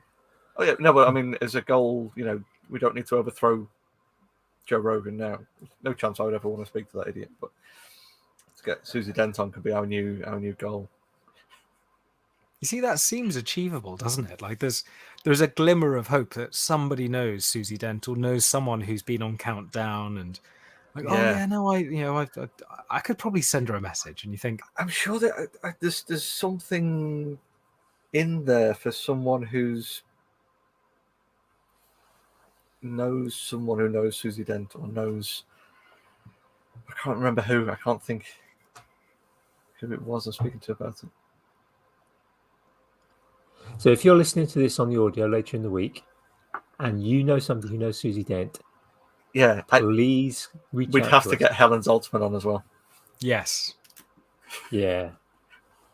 Yeah, so Helen Zaltzman, John D. Harvey. No, they haven't done a show together, have they? I don't think so. Susie Dent's had a few guests. I don't think Susie Dent is one of them. That would be an interesting one. I think, to be fair, that would be one of those special shows where we just sort of sit there and go, do the things. And we just sit there just watch. Talk words and stuff. Big words. And then at the very end you can go diddle-a-dum bomb. At least you know how to sign off the podcast. Yeah. Oh, I can't remember the last time I watched Countdown.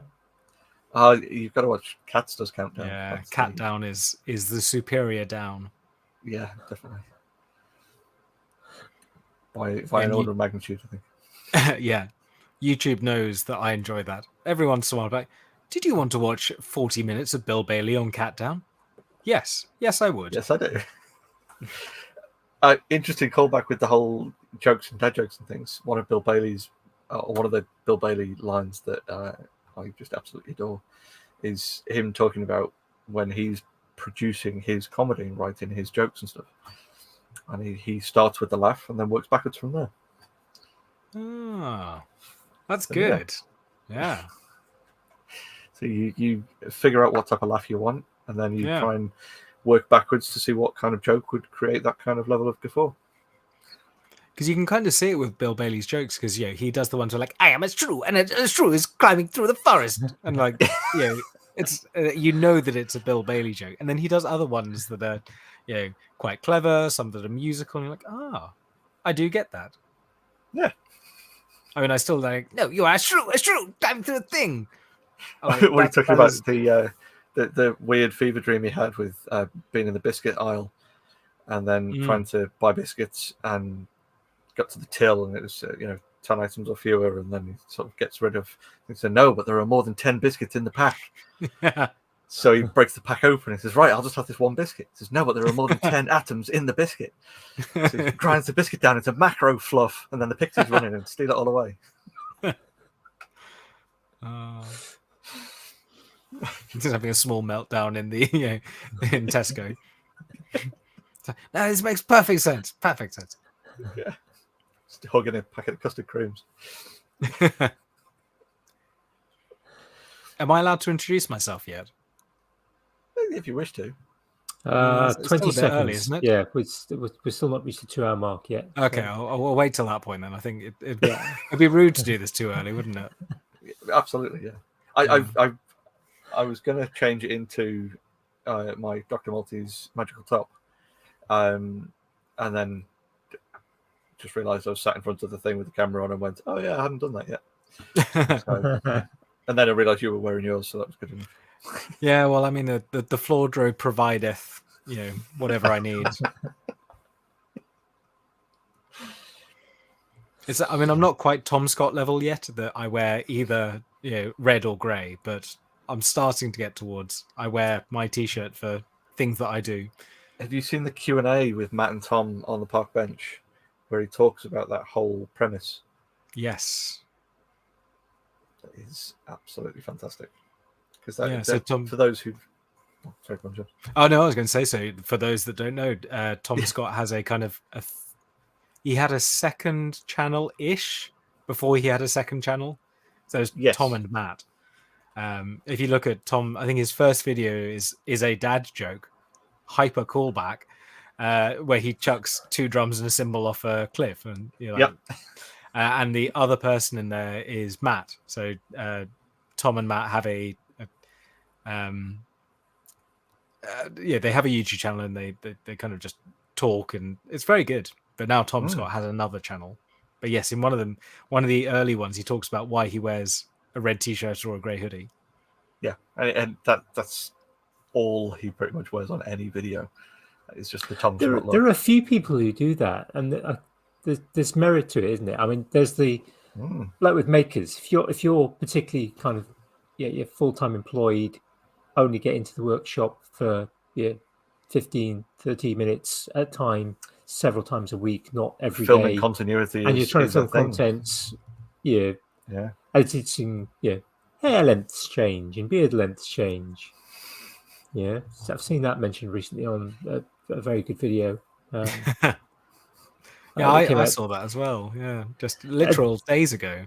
Yeah, and you get people like you get people who kind of they've always got the same baseball cap on, or they always wear the same T-shirt, and it just does provide that element of uniformity, but it's also, I guess, it's a branding thing as well, isn't it? If you've got an associated color, and you always kind of pull that particular color on. If you've got videos, a playlist maybe on just got the auto start the next one, and you kind of orange T-shirt, that must be such and such a person.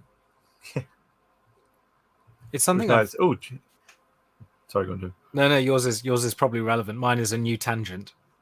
Oh no, I was just going to say, now it's got to the point of everyone's maker shirts being bought by everyone else, so you can't sort of look at the maker shirt and know the maker. You've got to actually remember their face. Yeah. So I was thinking about this.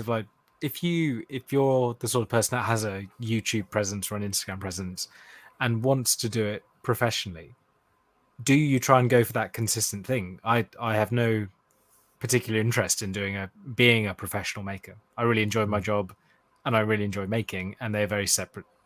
Well, I'm sure there's an argument to say they're not, but in my mind, they're quite separate things.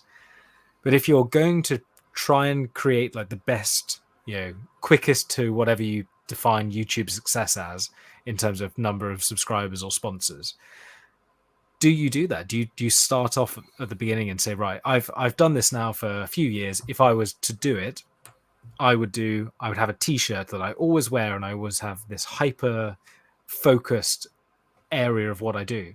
Because it always seems like you have a thing that you get known for, and you go, "Oh, that video did well. Oh, I'll do that again." I was thinking of it's like Brothers Make, for example. Their early videos, they kind of made a lot of everything, and now, I don't think they've done it for commercial enterprise. They've done it because I think it's a thing they're interested in and is a brilliant thing to do, recycling plastic. And that's kind of what they've become known for. I'd still absolutely watch the hell out of a Brothers Make. I'm going to make a tree house out of wood or something out of foam. But when I see them, I always think, okay, we're going to see a really cool recycled plastic thing. See, what cool plastic thing are they making today? I mean, there's a lot of channels that get very big numbers discussing exactly those sorts of questions. Yeah, and offering kind of suggestions for do these 5 things when you start your YouTube channel in 2022, or how to grow your Instagram by whatever. And I'm not overly convinced that those things necessarily work. I think there are, if you're constantly putting out rubbish content, you're not going to grow. I think if you're pushing out, I still get subscribers. you missed it. Rubbish. Is your mic playing up? Yeah. I think if you kind of went down the line of, I'm always going to wear this T-shirt, and I'm always going to have this particular thing, and I'm going to have these catchphrases, and people often do have catchphrases. Ending off a video going, bye for now, or whatever. Or the like Superfast Matt. He's got those kind of I can't remember it again. Pop culture. All hail the algorithm. All hail the algorithm. So you've got those kind of sort of catchphrases that people will often kind of develop, and they kind of go, oh yeah, I know that's that guy, or that colour's that guy.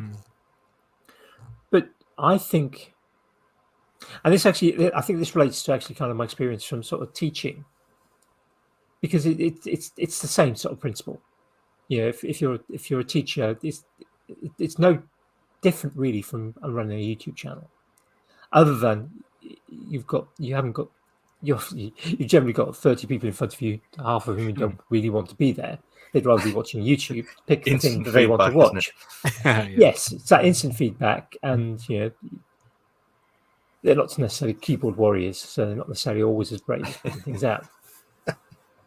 But if you, for those who kind of go into teaching as a career, there are kind of what are regarded, there's 8 standards that teachers have to meet. So it includes things like subject knowledge is one, and kind of dealing with people. There's a whole bunch of them. I can't remember them now. I used to, when I was working with trainee teachers, I used to keep a copy of the standards in front of my folder that I used for dealing with them.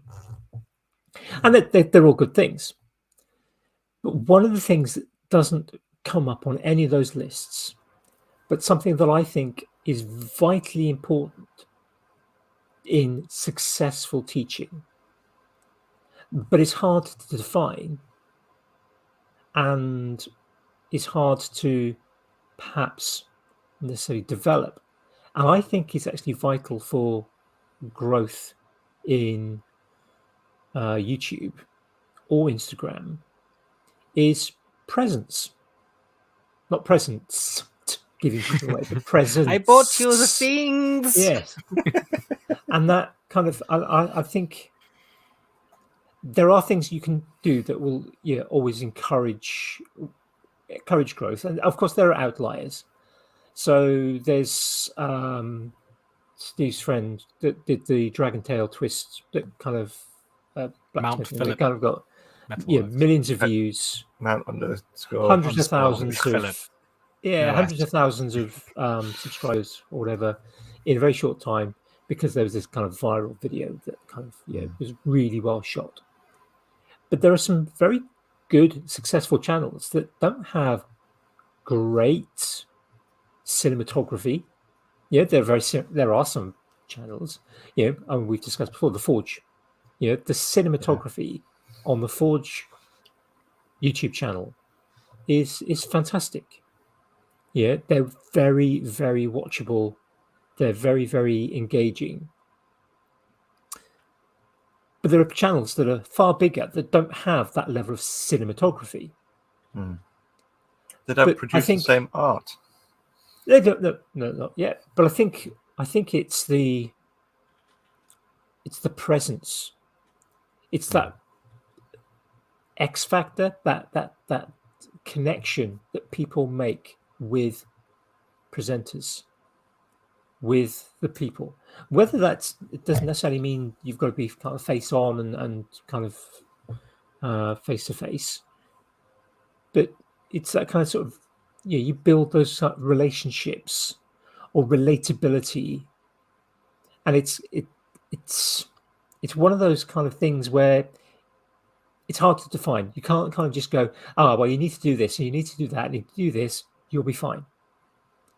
Now, present in the teaching environment, in the classroom, it is possible to kind of develop presence.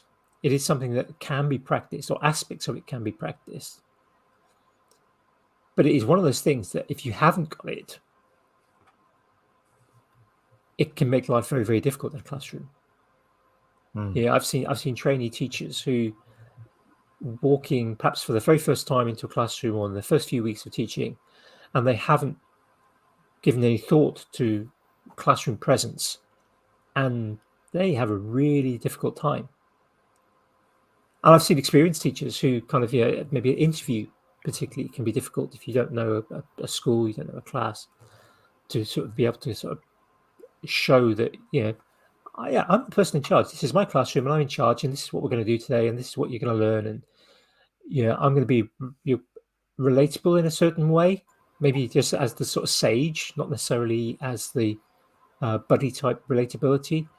And you're going to have that element of trust, and we're going to move forward well in this lesson.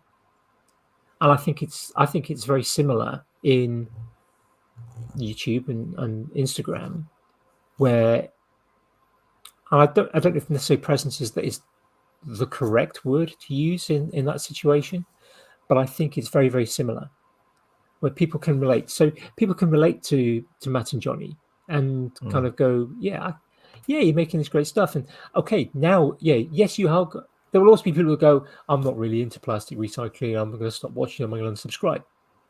I'm sure they've had comments like that, and that's okay, because we are all vastly different. But there's a huge potential audience on YouTube, so not a big deal necessarily. It's one of those things you kind of have to accept if you are a content creator.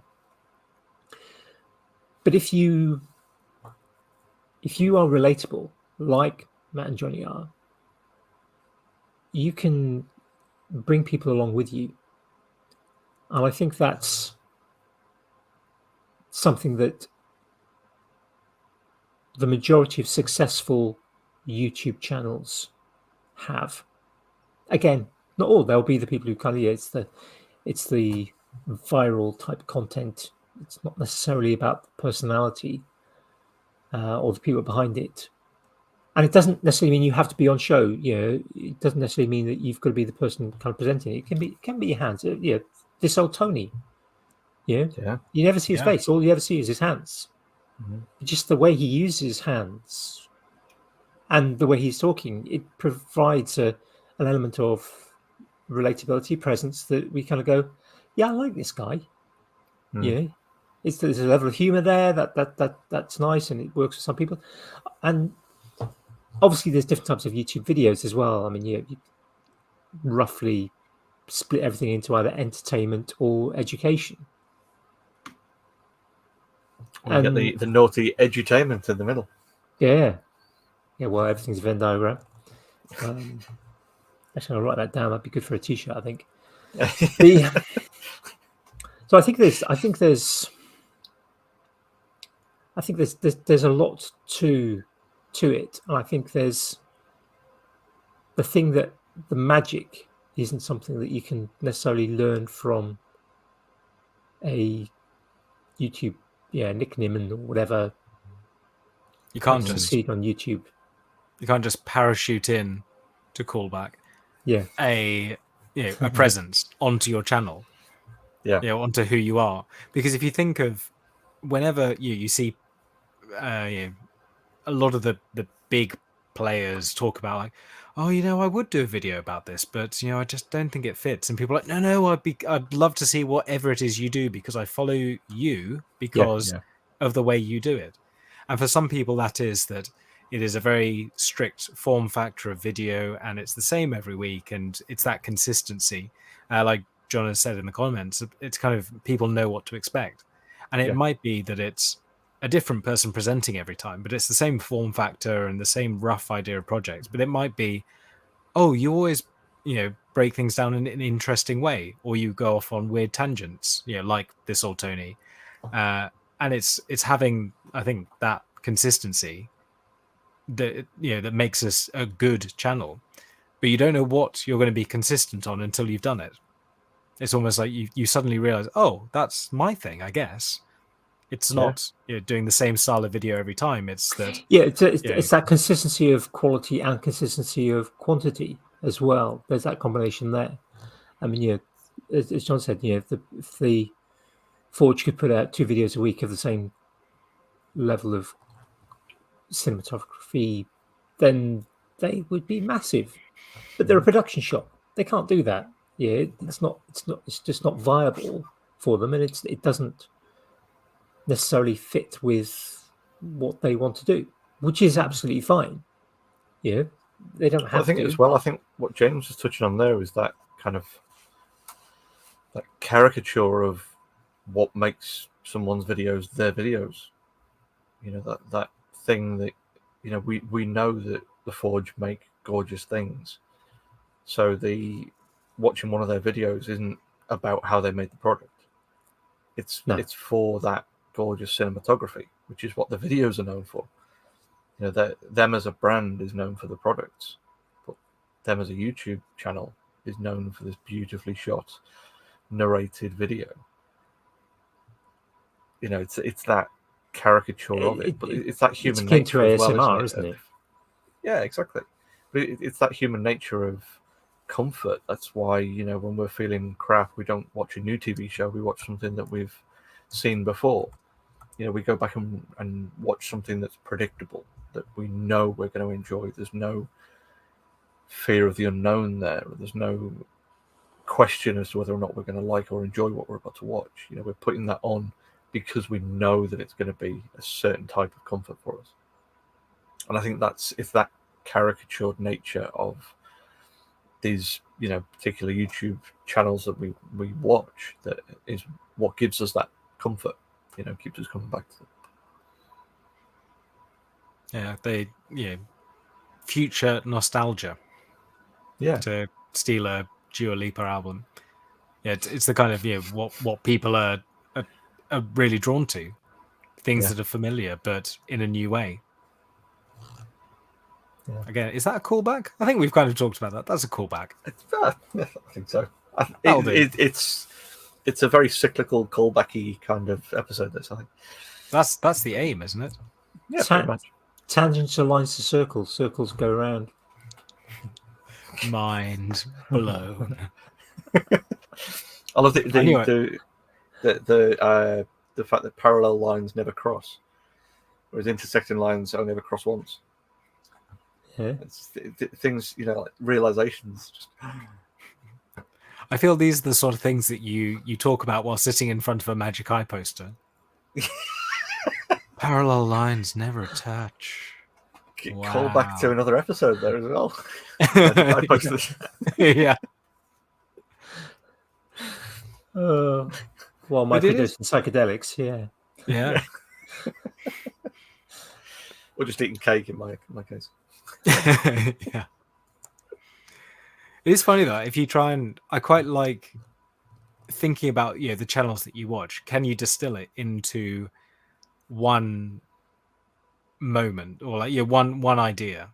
Yeah. And is that going to be the same for each person? So if we all pick one channel, what I think of Superfast Matt, well, we can pick someone else, but let's pick someone that Andy doesn't have to write down in the comments, and make the list of shout outs even longer. But what one channel is to me is probably going to be very different to someone else, because if you joined at some way through, say my channel, if you join me, you subscribed for the Bripe episode, you're like, God, this guy does Vimeo videos of obscure hipster interests. And then if you join me for the first one, you're like, oh, this guy doesn't even know his own channel name and said it the wrong way round.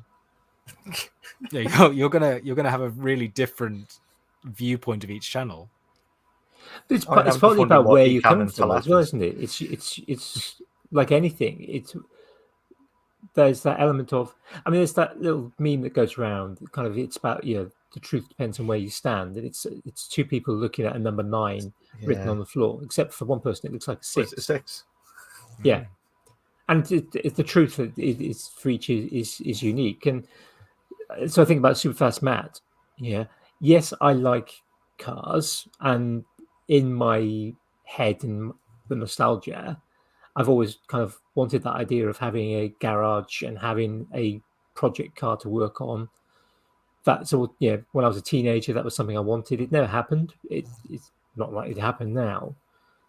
I'm not a big petrol head. Yeah, I couldn't even tell you. I know it's a Jaguar. I couldn't tell you what year it was that Jaguar was from, because I can't remember little interesting facts like that from, even though he's said it a dozen times at least. But I love watching videos about people problem solving. It's why I like the PodPad videos. They're huge amounts of problem solving, and I'm going to do this. I want you to do this, but I can't do that because this is now going to be in the way. So I'm going to have to take that off, change the shape of that, put this on in a different way in order to achieve it. I love that sort of thing. I love kind of that process, and I love seeing people express their problem solving process. That's something that I personally get masses from. But I'm less likely to watch, say, a video that's just about, that doesn't have that problem solving. It's just showing somebody making something. There aren't any problems. There isn't any reflection on why it happens. And if it's a really well-made video, I mean, we got TF Turning. Tim is in the chat.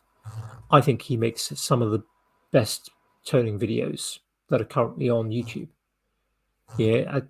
Certainly there's one from about 2 years ago where he had a friend help him do some video, and it's possibly the best turning video that's on YouTube.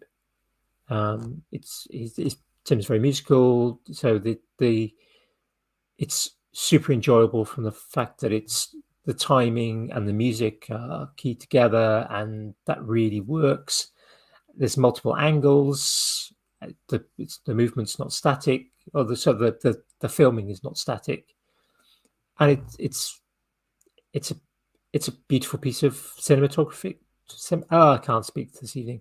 Filming, arting, enjoyable video to watch. Yeah, it's not intending to be an educational video, and that's great. I guess you think of, if you look something up, how many videos have you watched about, how to wire a plug? Say you don't know how to do that. You never think, God, electrical, Dave 204 is so interesting. I'm gonna subscribe to his channel. I've never thought, I want purely just a how do you do this, where you watch the first 30 seconds, go, you haven't answered it, next one. Yeah. Yep. But if you think of the number of this is a really interesting topic, and you you don't watch it for the, how to make a lightsaber. You watch it because they're really interesting. Yeah. It's not an instructional thing. Even the 15-part series of how to make a, I don't know, sword. They're like, I'm not watching it because I want to know each individual step. I'm invested in the story. I'm invested in you as a person. Yeah, I mean, I remember watching James Bruton doing the Ultron sort of bust. Oh yeah, and that was quite a long series. There's no way in hell I'm ever going to try and recreate that. I'm not going to be able to take anything from that other than the awe at watching him problem solve and tackle these different challenges, and then how he can make something that we didn't think, or that I didn't think was a thing that a person in their house could make.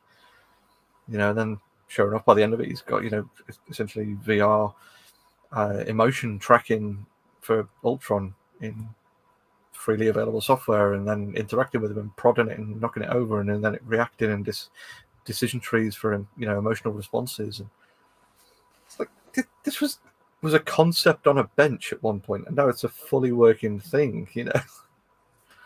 But that journey is so often condensed down, isn't it? Just to one thing, and you look at it, and it's the standing on shoulder of giants. Like I never quite got that phrase for a long time. I was like, oh, I'm standing on the shoulders of giants. It just means I don't, and it's only until you do something where you're like, well, I'm only here because of building on what everything else is behind, or what everything else someone else has done. Yeah, like if I look at a project and I think, God, how on earth am I going to make that? You think, well, you don't make that. This is iteration 58, of which most of them have failed, and I've gone down 3 or 4 different tangents that didn't work, and I ended up here kind of by mistake. So if I look back at how to do it, I'd go, oh, you do this, this, this, and this, and that's what I'm showing you. And it seems like it's incredible. And that really is what it is, that you cannot believe that that's how you do it. That it's like, oh, this person must be so smart. Like, no, I'm showing you an edited version of what I've done. Yeah. And like you said, that standing on the shoulders of giants, then you've got to look back at like, well, actually this technique of the way I'm using this tool here to do this operation here, I actually learned this from so-and-so that I saw on this video over here, or such and such a person at this place taught me this, because they learned that from someone else who figured it out when they were doing such and such a thing. You spider that out, and it's colossal. The amount of cumulative knowledge that you get to be able to produce a 1-minute TikTok of, making coffee. Yeah. But there's definitely most of that was James Hoffman's entire channel, though, wasn't it? Yeah. There's definitely something there about new hobbies. I guess I'm a kind of a serial hobbyist. Like I don't excel at anything. I've kind of whichever podcast said give up on the idea. Give up on the idea of perfect and now good can exist. I think it was 2/3 focused, all that. But that's it does get easier because there are certain transferable skills, aren't there? Sharpening things is a very easy one. You're like, oh, well, if I do wood turning, I've learned how to sharpen knives, or I've learned how to sharpen chisels, or I've learned that sandpaper doesn't last forever, so that I do need to change these things. And part of the joy of that serial hobby finder is finding something, and you watch a video and you're like, oh, I know how to do that. Or I've got I could use this instead. Like I developed some film today. That's my current new shiny thing is analog photography. And I was like, oh, I've got a water bath from cooking. I can put all the chemicals in there to keep it warm. And now I look at this old thing and it's like, oh, it's this 800-pound piece of equipment that is a temperature controlled bath. I'm like, oh, I've got a much cheaper thing. And of course, someone has already done it. They've got a sous vide stick that is now made for photography. But finding that that transferable skill, that thing that you can bring that jumps you forwards. I mean, I would imagine there's not too many Dr. Brewers around who make. Weirdly enough, I work with a surgeon who would be Dr. Brewer, but he's Mr. Brewer.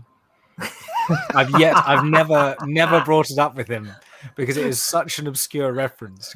Oh, I'm a doctor and I brew things, and your name's that means I'm technically James better than you. It's like he's James Brewer and he's a doctor. I'm like, oh, isn't it funny?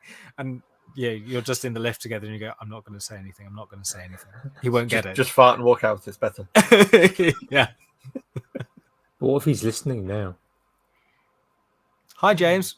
There you go. That's that problem fixed. I do wonder, because obviously we all, I know Andy does at least have more than one Instagram account. I have a me Instagram that I never really use. I have a Molten Make one, which is this version of me, and more and more people are saying, "Oh, you're on Instagram and you make things." And I was like, "Yes." Oh, can I follow you? And you're like, "Yeah, sure, if you want to." I mean, it's not a private profile if you'd like to, but they're following Maker Me. They're not following me that posts pictures of and like I don't post any work related things on my personal thing, but it's like, oh, I went to this interesting event. Here's a picture of it that's completely unmaker related, but I still like to share it. And it is interesting to think how many people from your, because you guys are my internet friends in a way. We have met many times in real life, but how many of my real life, and I used this term before, which is a terrible term, I haven't thought of the better one, but flesh friends. How many of them are listening and watching to this, going, I never knew that about it. Oh, this is completely, it does make you think. And occasionally you'll get a comment from someone going, "Oh, how cool!" And you're like, during the live I did, I got a comment, someone in the chat, and I was like, "I know you from work." And we have really good maker related chats at work. So he's probably more of a maker than a non-maker that happens to be interested in what I do. But it does, like, do you? I mean, I guess Jamie, you maybe get some work people. Andy, I guess you're maybe less so. Less so now, but when I first started on Instagram, I was still teaching. And there was a point where I was getting quite a lot of students, and I was getting sort of students sort of coming up, and you'd be walking down the corridor, and you kind of hear, phrases, and you think, yeah, you've been on Instagram, or you've been on YouTube, and it's kind of like not something I encouraged. And at one point, I actually had to put my Instagram account to private because it was kind of, I was in the process of, it was when I was sick and in the process of actually coming off work. And it was like, because I was posting every day, because it was, it's the same. I was literally, kind of contact from work, and I said, look, the fact that you're posting pictures every day on Instagram, we've got students commenting about it. Well, that's part of my daily therapy walk around the village. It's like every photograph for the past 3 weeks has been taken on the same bit of the village. Don't go any further than that. And it was kind of like, they weren't kind of iffy about it. It was students and their parents were asking awkward questions. So it was like, okay, well, I'll just go private for a while. But things like my Physics Mad channel.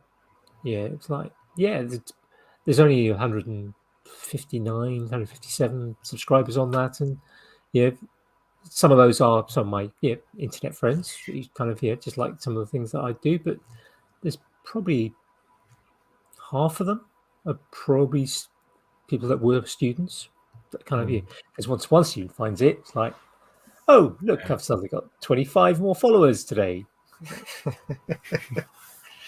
Oh, Mr. Pugh's on Instagram, YouTube. Oh, you get the odd comment. It's like, particularly in the kind of like, you get some ex-student kind of going, oh, Andy, that was good. It's like, Mr. Pugh to you.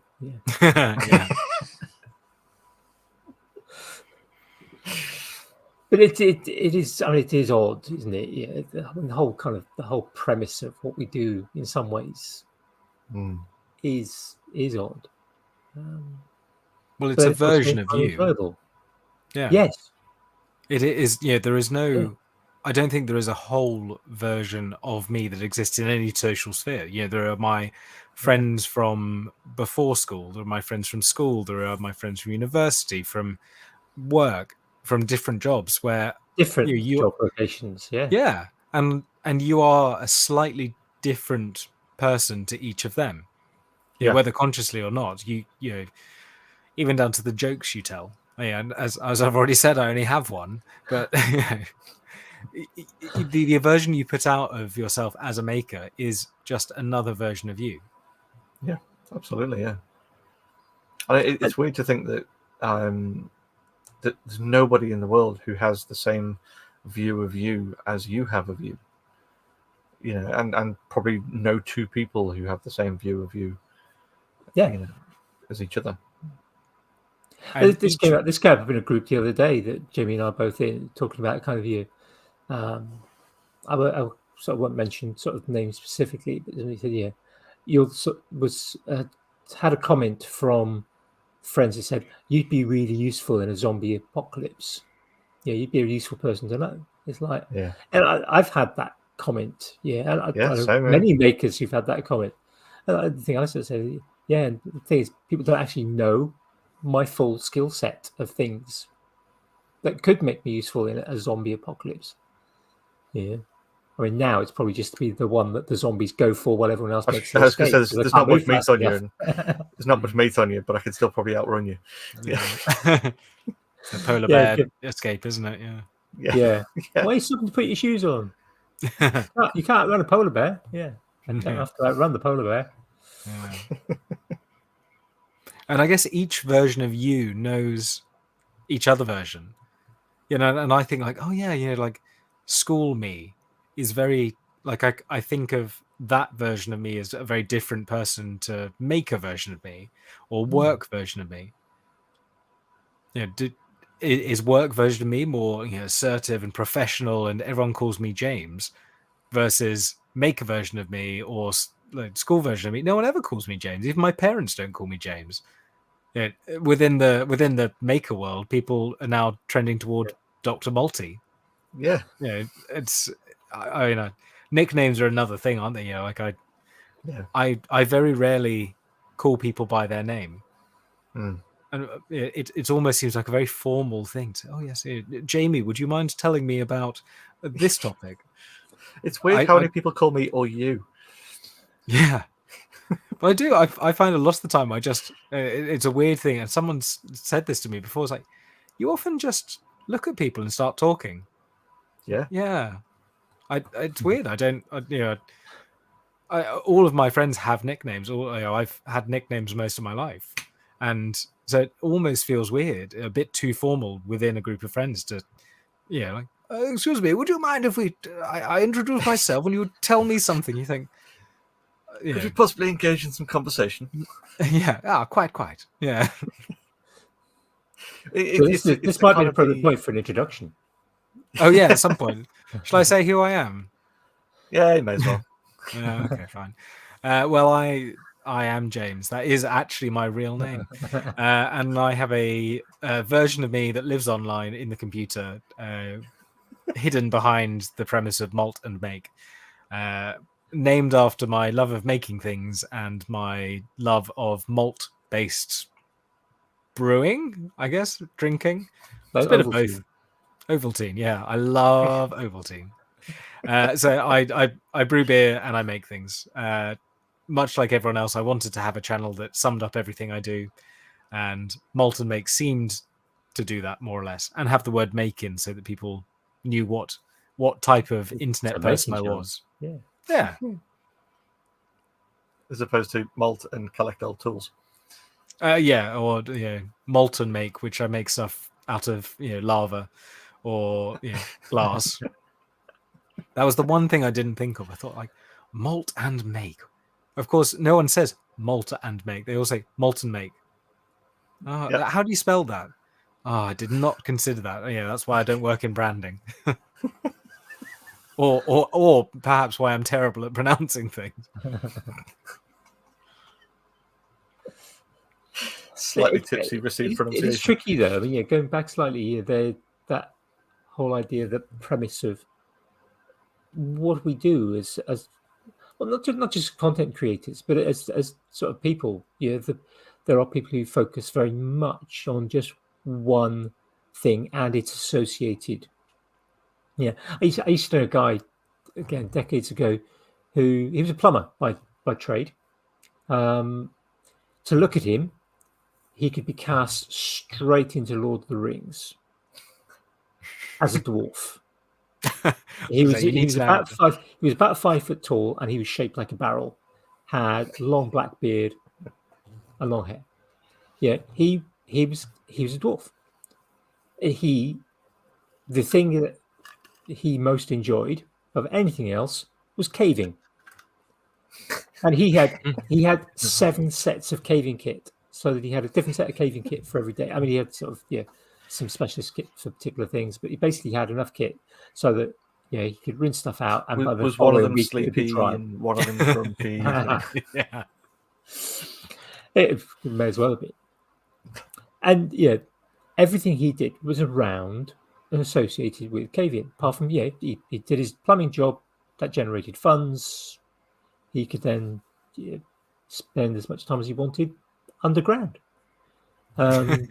and doing things associated with it.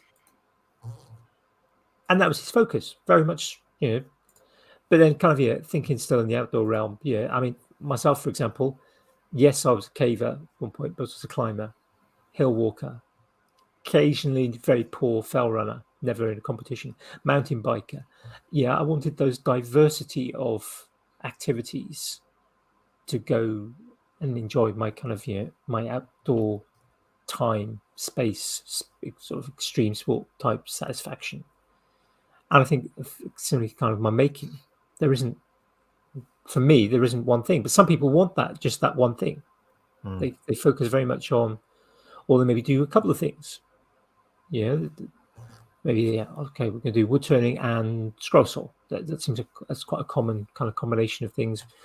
Often complement each other. It's a different set of skills, but it's often about producing sort of decorative items.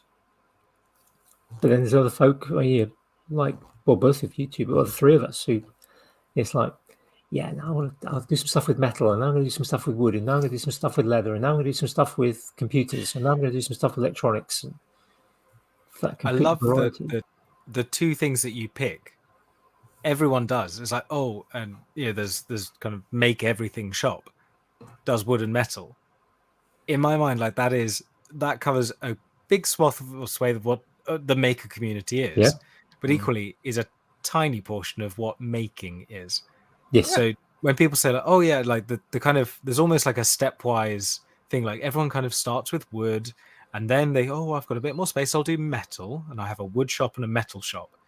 Mm-hmm. And very rarely is there then like a next step afterwards. So if you think of Gerard the Redsmith, he does leather, so he does woodwork, metalwork, and leather, and some 3D print, and like does a bit more.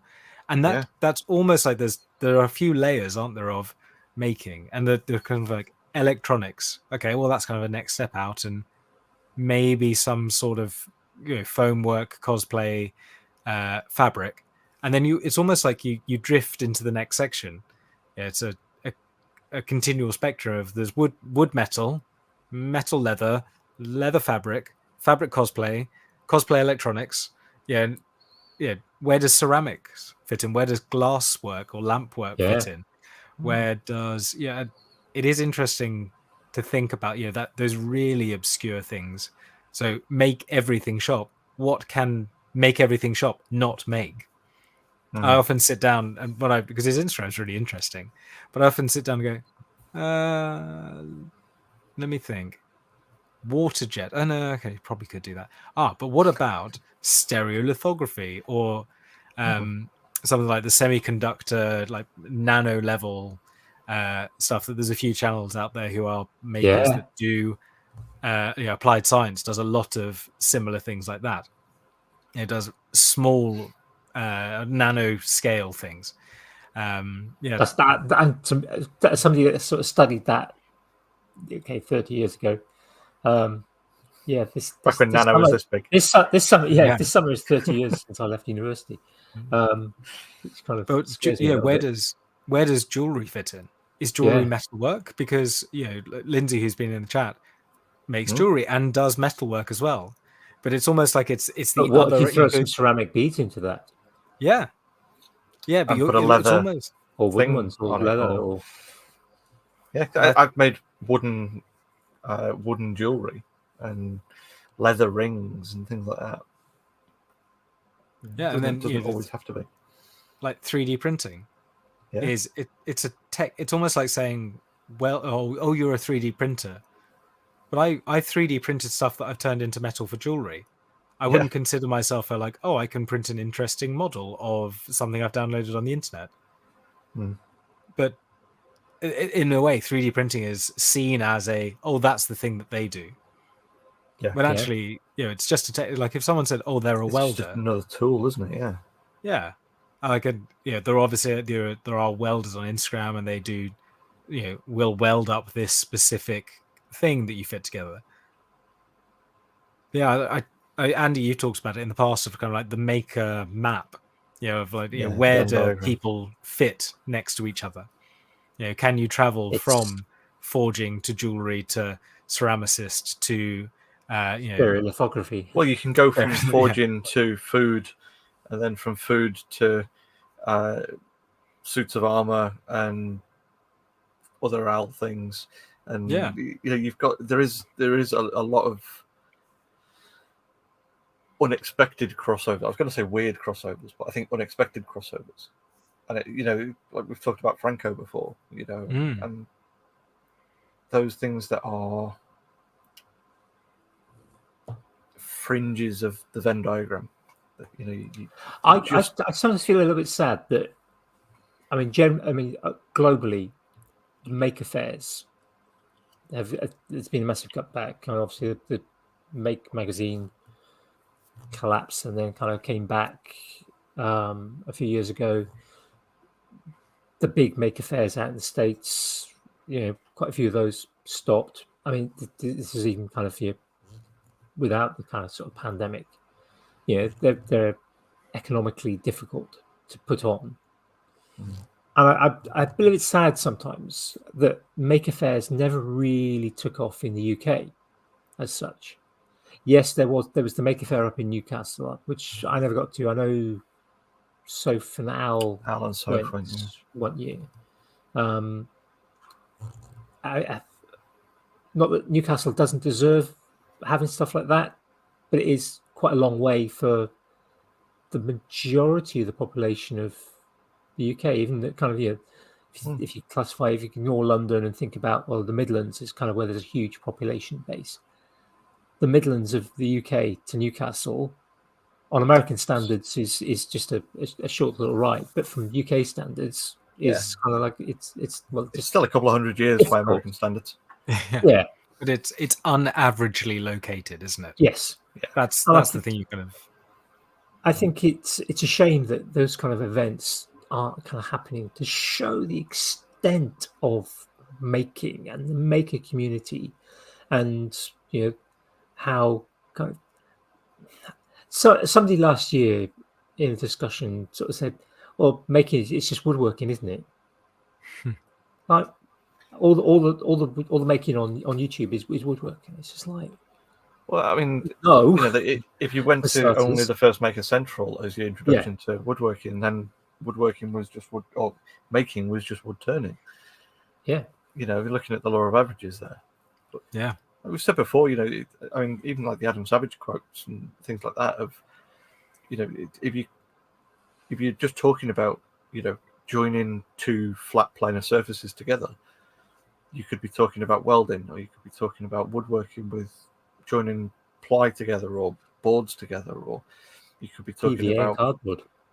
PVA and cardboard. You could be talking about fabrics. You could be talking about leather. You could be talking about so many different things that are just big flat sheets of stuff that you join together in one way or another, which is then a transferable skill. You just have to learn the rules, figure out which buttons do what on the tools, and wear the appropriate PPE.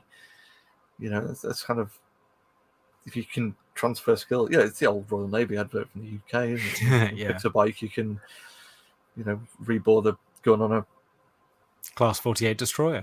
Yeah, exactly. It's that stage of the process, isn't it? If you've got that inclination to do that, it's, and like we've said before as well, the definition of maker and what people with an online presence seem to feel versus what making actually is. Going and deciding on the ingredients that you put into your sandwich at lunch. You're still making.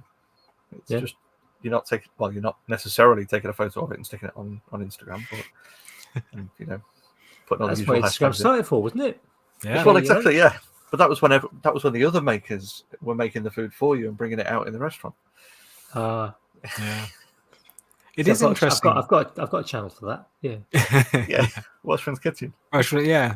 I think I'm a follower. I think we all are. I guess it'd be interesting to see what the kind of fringes, if you do have a separate maker account, what are the fringes of your Instagram follower realm? So I have a few people who do Japanese wood block printing, because I quite like printing.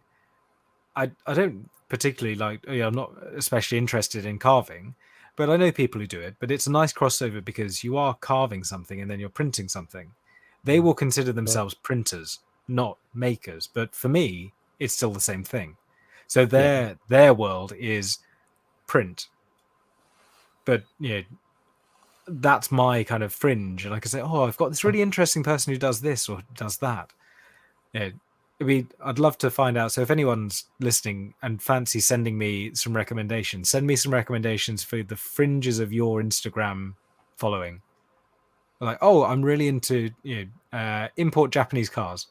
This is a great channel, and they do 3D printing throttle bodies. There's a guy who I follow on YouTube who does that, not for import Japanese cars, but making for motorsport, I think his name is. But it's that sort of thing of like, they're coming at Teaching Tech, who is a 3D printing YouTube channel, who is into cars and does a lot of 3D printing mods on his cars. Yeah. And they tend to be Japanese import cars in Australia.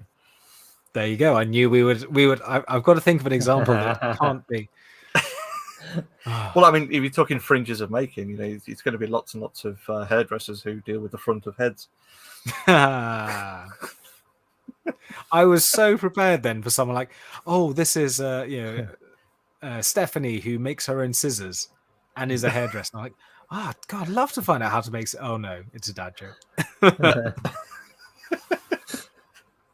It's the order of operations, isn't it? Dad joke first, useful information afterwards. Yeah, exactly. And then someone goes, oh, actually, no, I do know someone that does that, and I've already sent you the link. Yeah, but it's usually one of us. There are some great scissor making videos out there, by the way. Yeah. And by the way, you met them at Maker Central. They came to your secret bar. Oh, okay.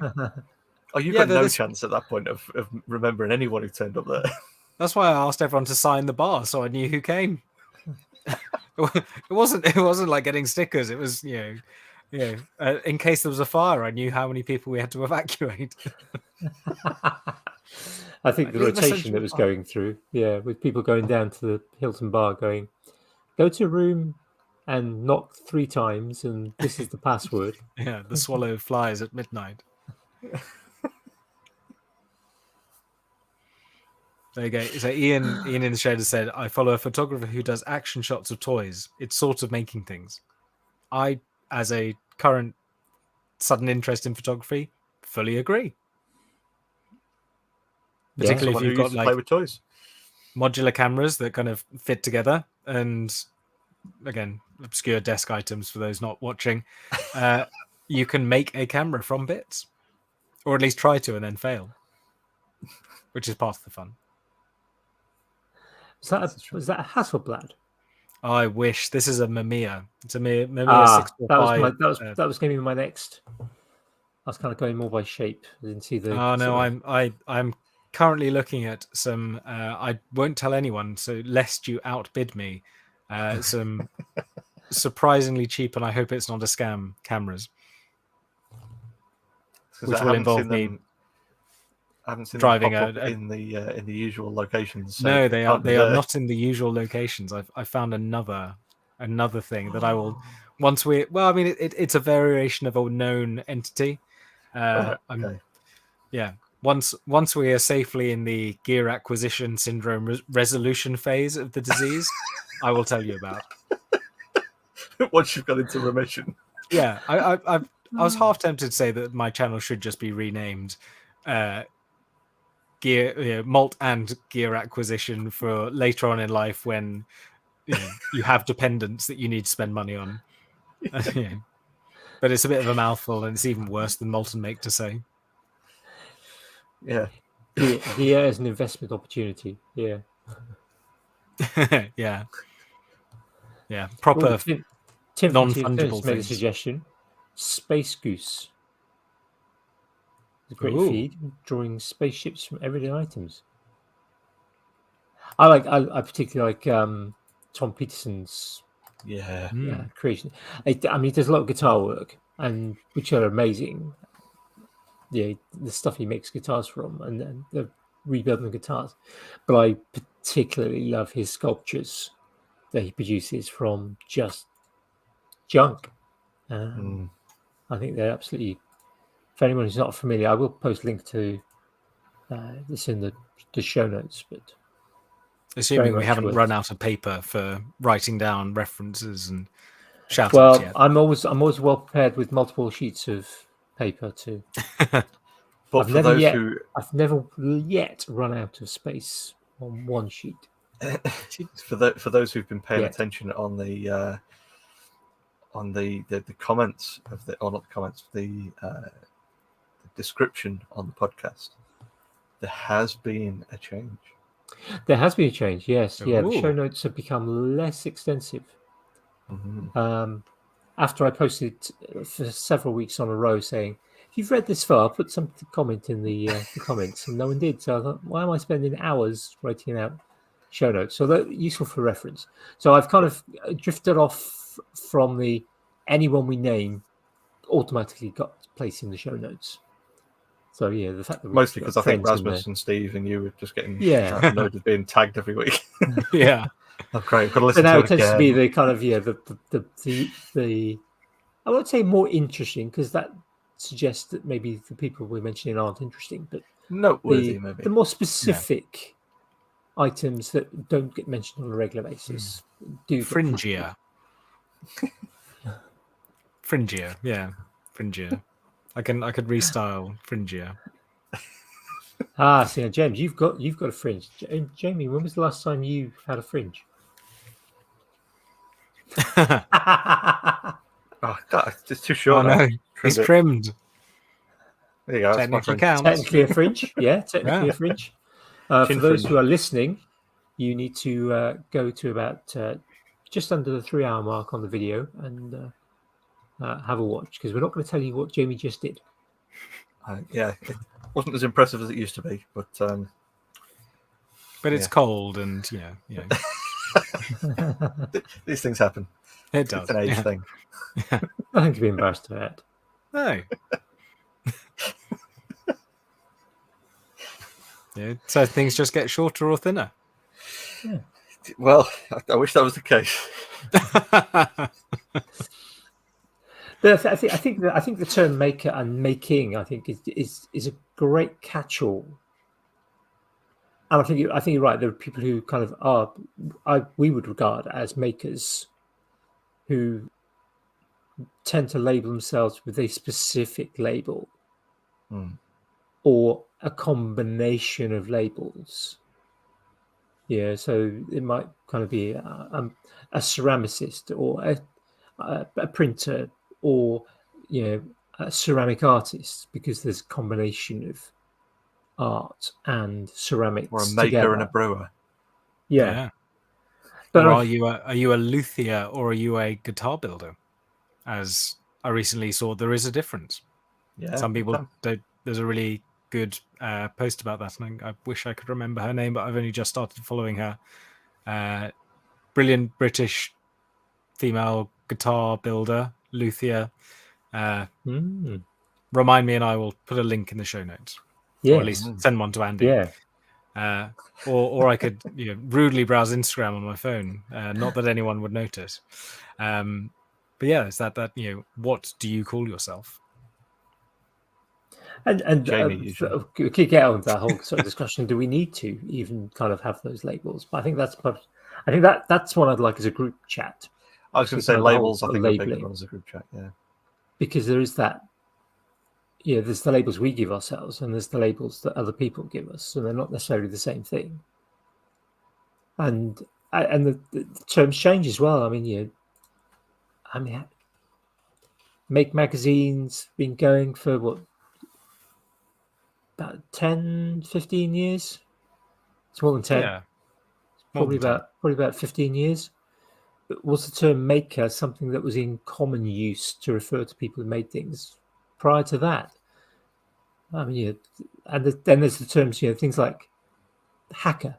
You get the hacker spaces, or the hack spaces, using the kind of, I'm going to tinker with things, I'm going to mess around proper with definition things, of rather hacker, than not the computer Hollywood jingling away on the keyboard with strings of data going up and down. But even with that, the proper definition of a hacker is someone who uses something for another purpose.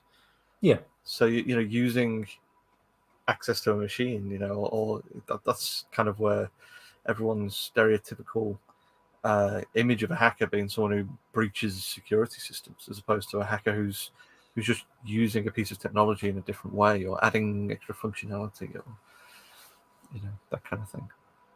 Which I think it's a wonderful distinction between the two. And again, that kind of you get people who are tinkerers and you get people who are hackers, and they're essentially the same people from different precepts. And of course, the language changes over time as well, because a tinker, somebody that tinkers, was originally quite derogatory. Yeah. Well, you just had the extra ER on the end, didn't you? Instead of a tinker, you're a tinkerer. Yeah. I think the diversity of making is just fantastic, and I think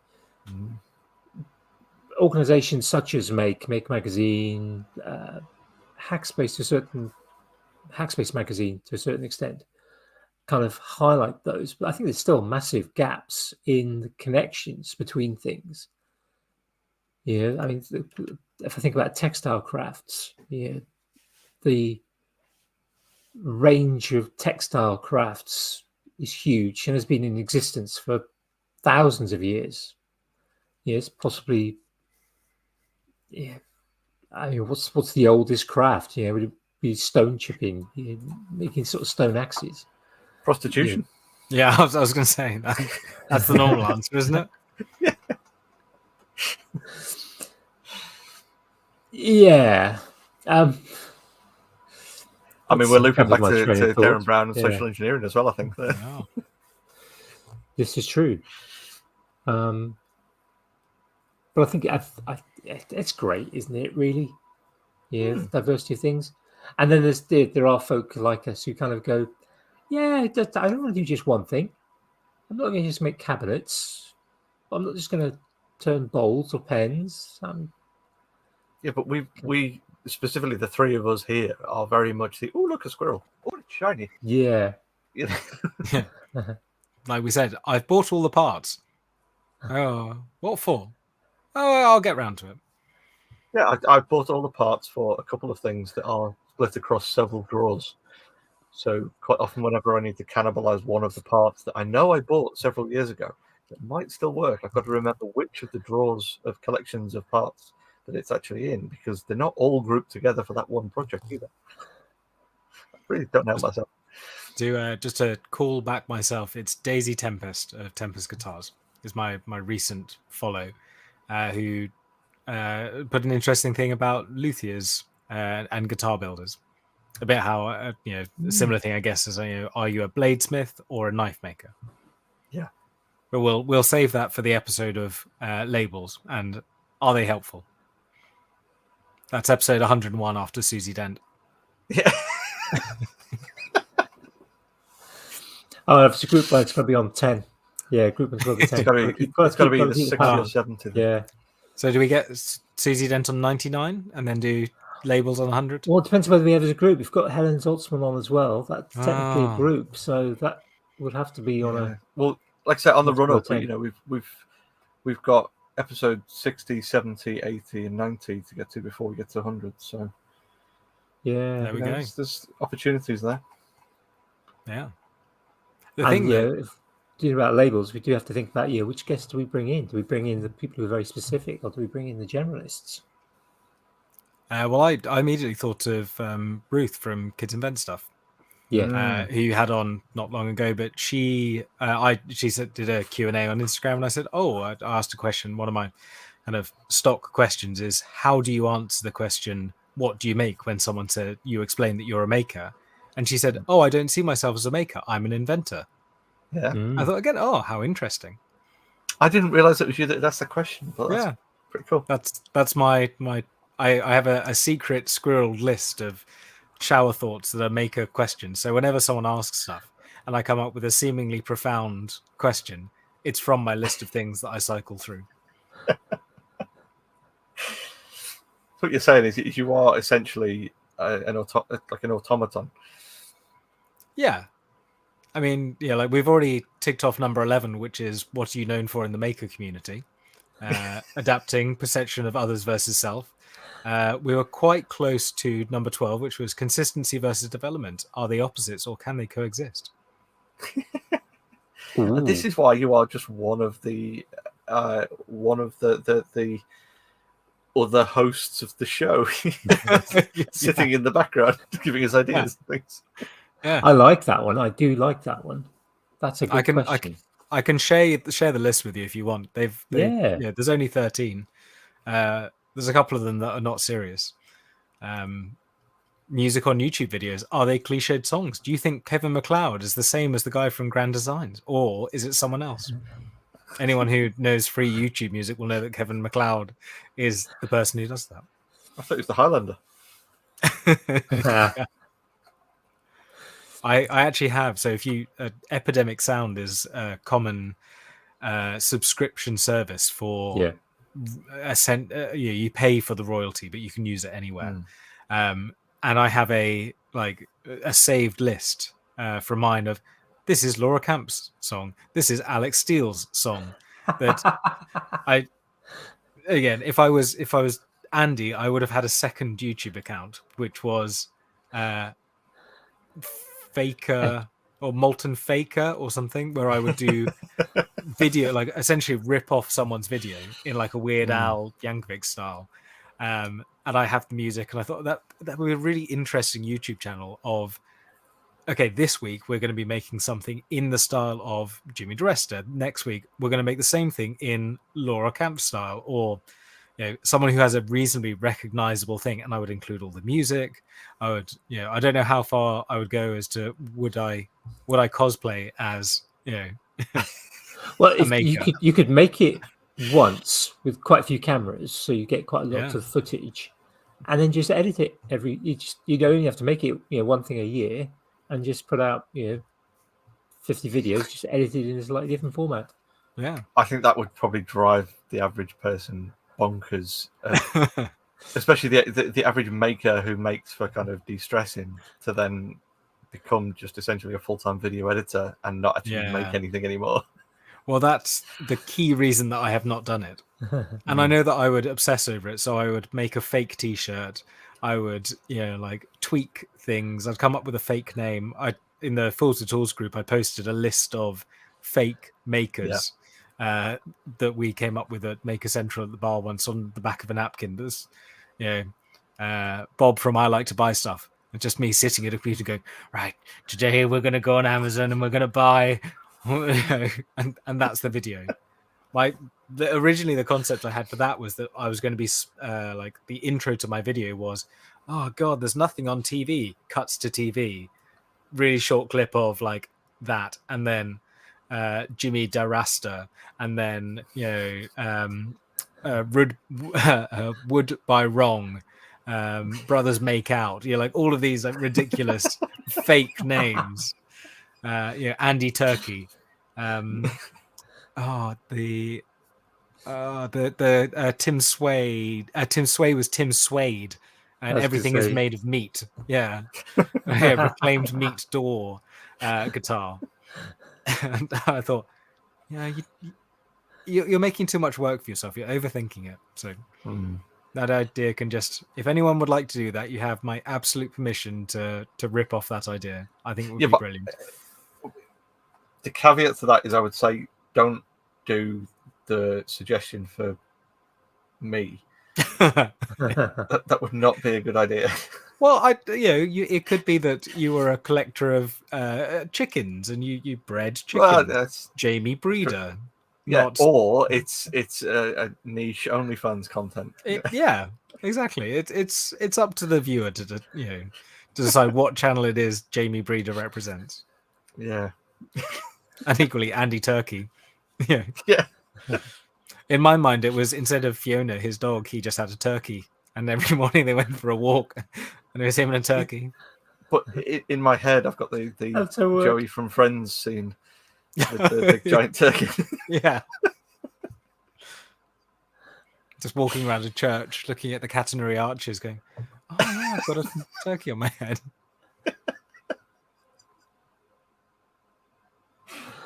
Oh, that would so work. It would.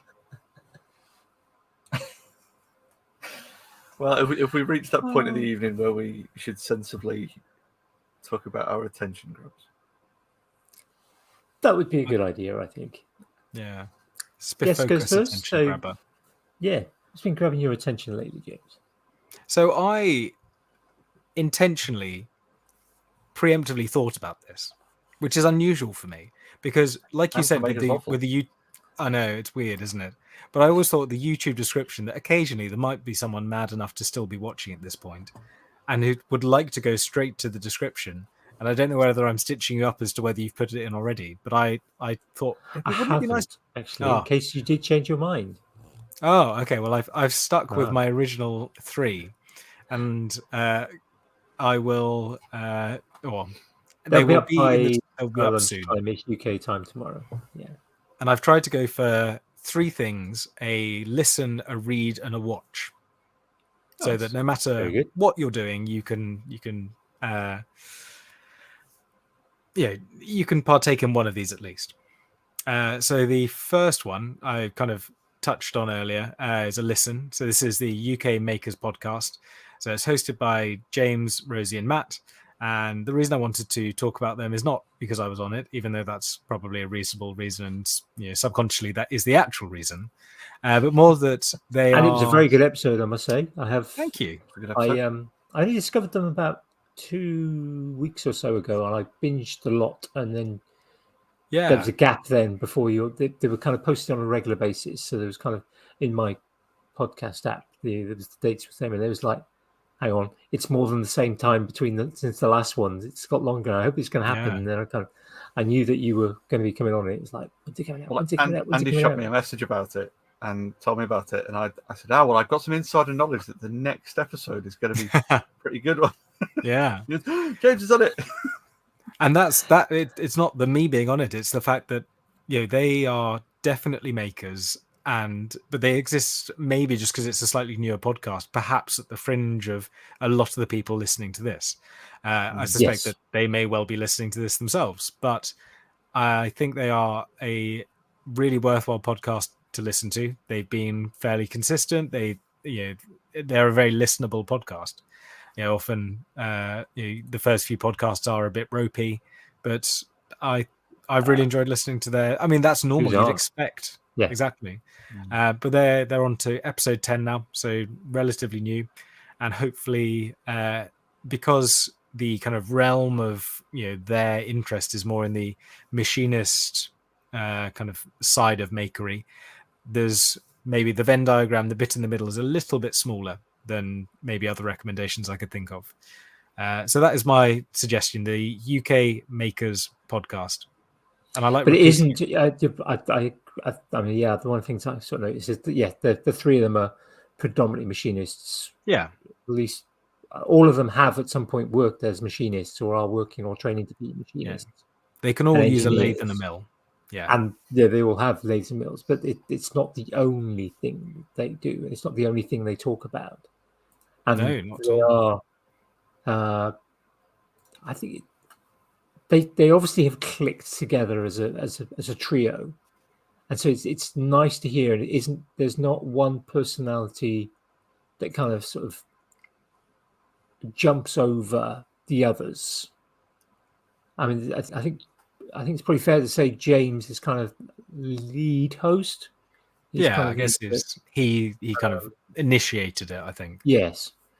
But I think they've obviously gelled together really nicely, and there isn't kind of one voice that's particularly louder than the others in things, as you sometimes find on some podcasts where there's multiple hosts. Definitely a good listen. Yeah. So the UK Makers podcast.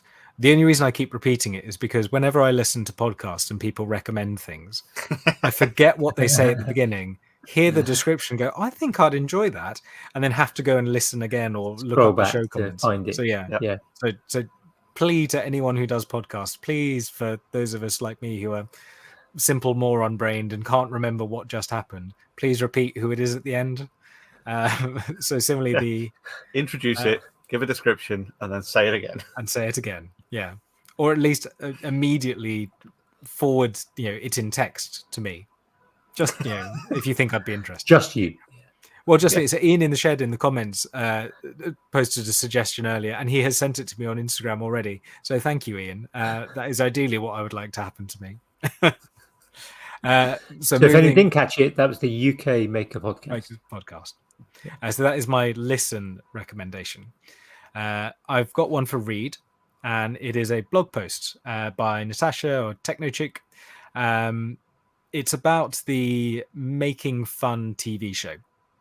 So I think almost everyone who's listening to this will have heard of the show done by a number of the US makers with different people being involved. And I think it's easy to think of it as a really brilliant TV show. I thoroughly enjoyed it and I really liked it.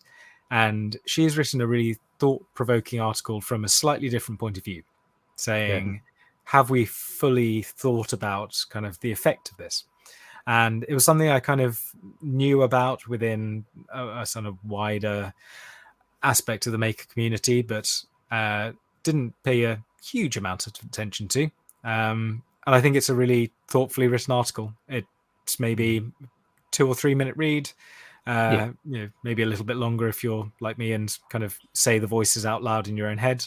But yeah, it's not a long read.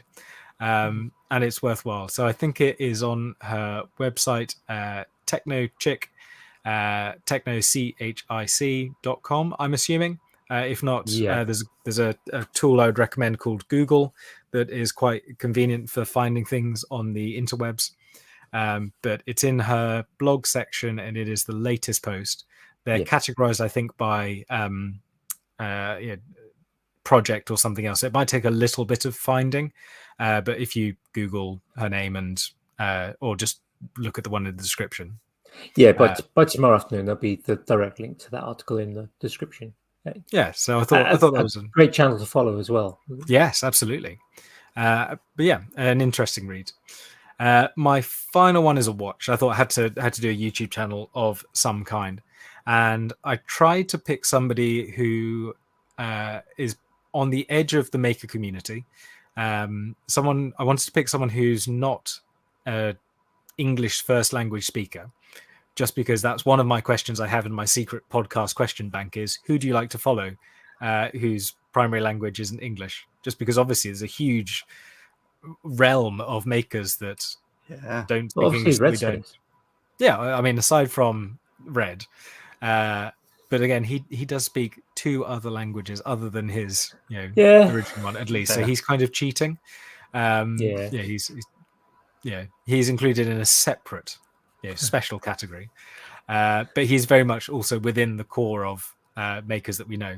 Whereas Borut Petalin from either, depending on when you joined his channel, Top Sheet Photography or Top Shit Photography, he is.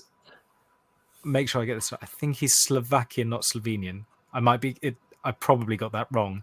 I should have written it down. Slovenian. He's Slovenian. I did write it down. And he's a photographer, because I knew I would make that same mistake. So Borut is Borut. Petalin is Peter, Lin. And he is a Slovenian wet plate photographer. So he does colloidal prints or tintype or kind of really old technology, but he does a lot of making as well. And he doesn't probably think of himself as a maker as such, but he's done prints using carbon, and he's gone to a forest and taken a tree and turned it into charcoal and used that for the carbon, or he's taken water from a river that he's photographed. He's built shelves. He's done lots of standard maker improvements to his workspace. And he is a thoroughly interesting follow. I can recommend his most watched video, which is how to do album in prints. So he takes a load of eggs and uses those to make a photographic plate. Nice. Yeah. It's Borut Petalin. That sounds cool. It's not a channel I come across. My days of wet film photography long gone. But it's fascinating. It is absolutely fascinating, and I love that. I love that there are still people who are sticking to those kind of analog methods, and not just sticking to those analog methods. They're kind of going, well, what can we do with these analog methods now that maybe couldn't be done 20 years ago, 30 years ago, 100 years ago? How can we extend it? What can we do in a different way? Can we stretch it? Or in some ways, even kind of go back to kind of, right, 200 years ago, it would be done like this. That technique got outdated for whatever reasons.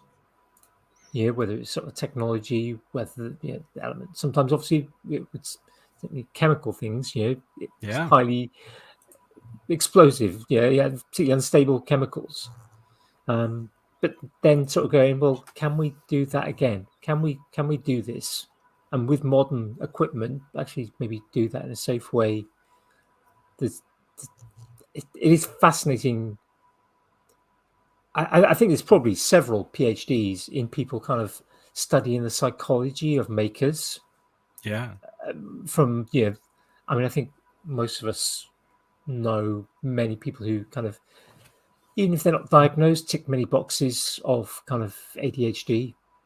The hyperfixation on things, the gear acquisition. Can be obviously some of that, but then also the kind of the people who focus on one thing and the benefits that it can give in terms of focusing on one thing, in terms of, say, skill development, but also in terms of that routine, that kind of, the people who spend 30, 40, 50 years wood turning 3 times a week in their shed.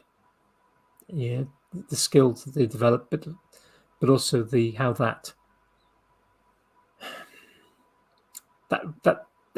routine. I can't think of a better word right now. Of doing that on a regular basis, that uniformity of structure, how that may be beneficial to a person then for their kind of their mental health, for example. Yeah. And like you said, the bringing new technology in, and bear in mind, one of the things I would consider that he uses that is a new technology is a car, because this is 100 and something year old technology.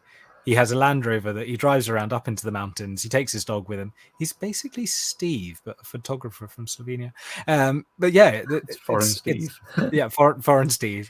Steve does photography as well. Does he do it with axes? Yeah.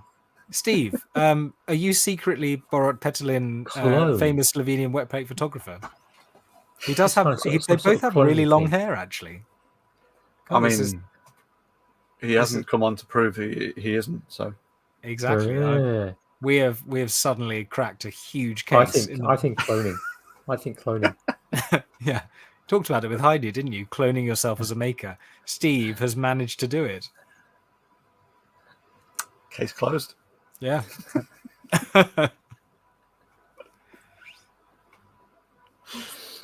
What about you guys? Have you been spiffoker tension grabbing anything recently? I mean, it would be remiss of us to not talk about Caro's penis. Oh, of course. I've seen it in real life as well. That has to pop up. As the phrase goes. Yeah. It's only on Instagram at the moment, isn't it? It's on Instagram. It came out today. I haven't seen it yet. It is well worth looking at. Yeah. Make sure you swipe left. Swipe your finger left. Yeah. Swipe your finger to the left. Yeah. I don't know. Is that swiping right? What it means? I don't know. I don't know. Is that swiping right? Is that swiping left? Your finger left? goes from the center of the screen to the left-hand side. Yes. So then the right-hand bit comes forward. So is it swiping left or is it swiping right? I don't know. I think my brain has swiped right. I think as you push it to the right. But then you're seeing the thing from the left comes into view. Yeah. You see, if I had to go and do that on Instagram, go and look at Caro's penis. Yeah. Yeah. Go and see Caro's glorious penis. Our good friend Caro from Prop Shop Berlin as part of a series of body parts and anatomy stuff that she's done, either sculptures or casts of. And yes, it is glorious and should be seen. Yeah, it is sculpted rather than cast. It is a sculpt. Yeah, but she's done shockingly realistic. Yeah, there's so many things I could say right now. I'm just going to stay strong. Yeah. Again, much like the Crooks radiometer, these are things that you would love to have on a shelf to display that people would think are real. Yes. She has done some other eerily lifelike body parts that have been in jars and things. And yes. Just another reason to go and check her out.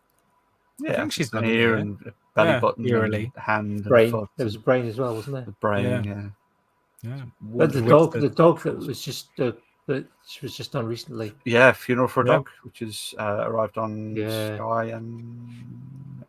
Sky Germany and UK at least. I don't know when it's out in other regions.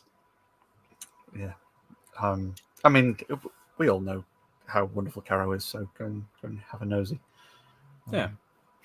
You just trying to drop in anatomical related things. You said, eerily and have a nosy. Like, I figured this out. I mean, I've got to hand it to you. That was really good. It's just off the top of the head. It's a callback to the getting interesting words in. Yeah, it is. Yeah, in the pre-show. But no, the only other thing I've been doing is we had a surprise party for my dad. So I've been up to the motherland, back in speaky funny places, in kind of the Liverpool neck of the woods. So yes, lots of drink, lots of merriment, and enjoying company of family has been my weekend thing. But, I need to shout out Evie, who has been religiously listening to us every week, and I only realised yesterday when she went, I keep saying hello. Oh shit, is that you? But yes, some wonderful people. How about you, Andy? What's been grabbing your attention this week? This week, I attempted to start tidying the Tinkerage because it was a disaster zone again. Made a little bit of progress, but the weekend turned a little bit busy, and distracted isn't the right word, but kind of took me away from spending as much time in the Tinkerage as I would have liked. But some progress was made. Some things were put away that hadn't been put away, so that's always a good thing. Yesterday there was an interesting set of videos, virtually crafty. A number of people putting out live videos. I say I only caught about 4 or 5 yesterday. Some in completion, some not. Friend of the show, Ellen, did some repairing some jeans with an amazing sewing machine that can sew backwards.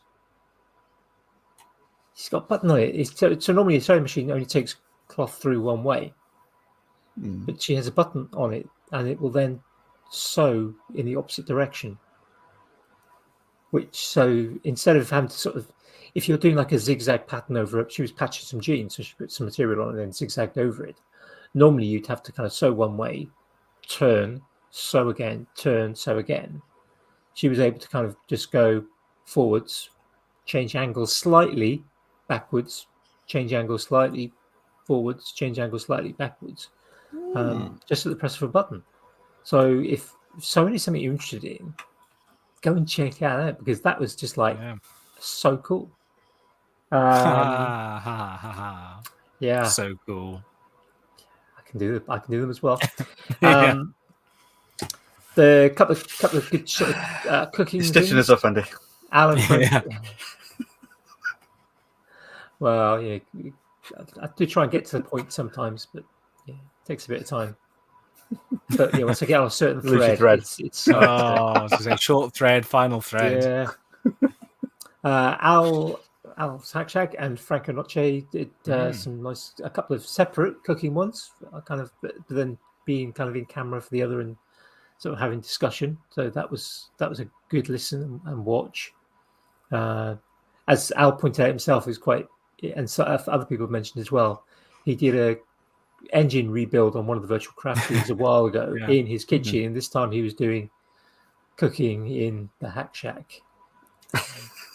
There's a certain poignancy there. I think there's typical Al. The snack. Al doesn't really stick to convention though in any aspect of anything ever, and that's one of the reasons why we love him.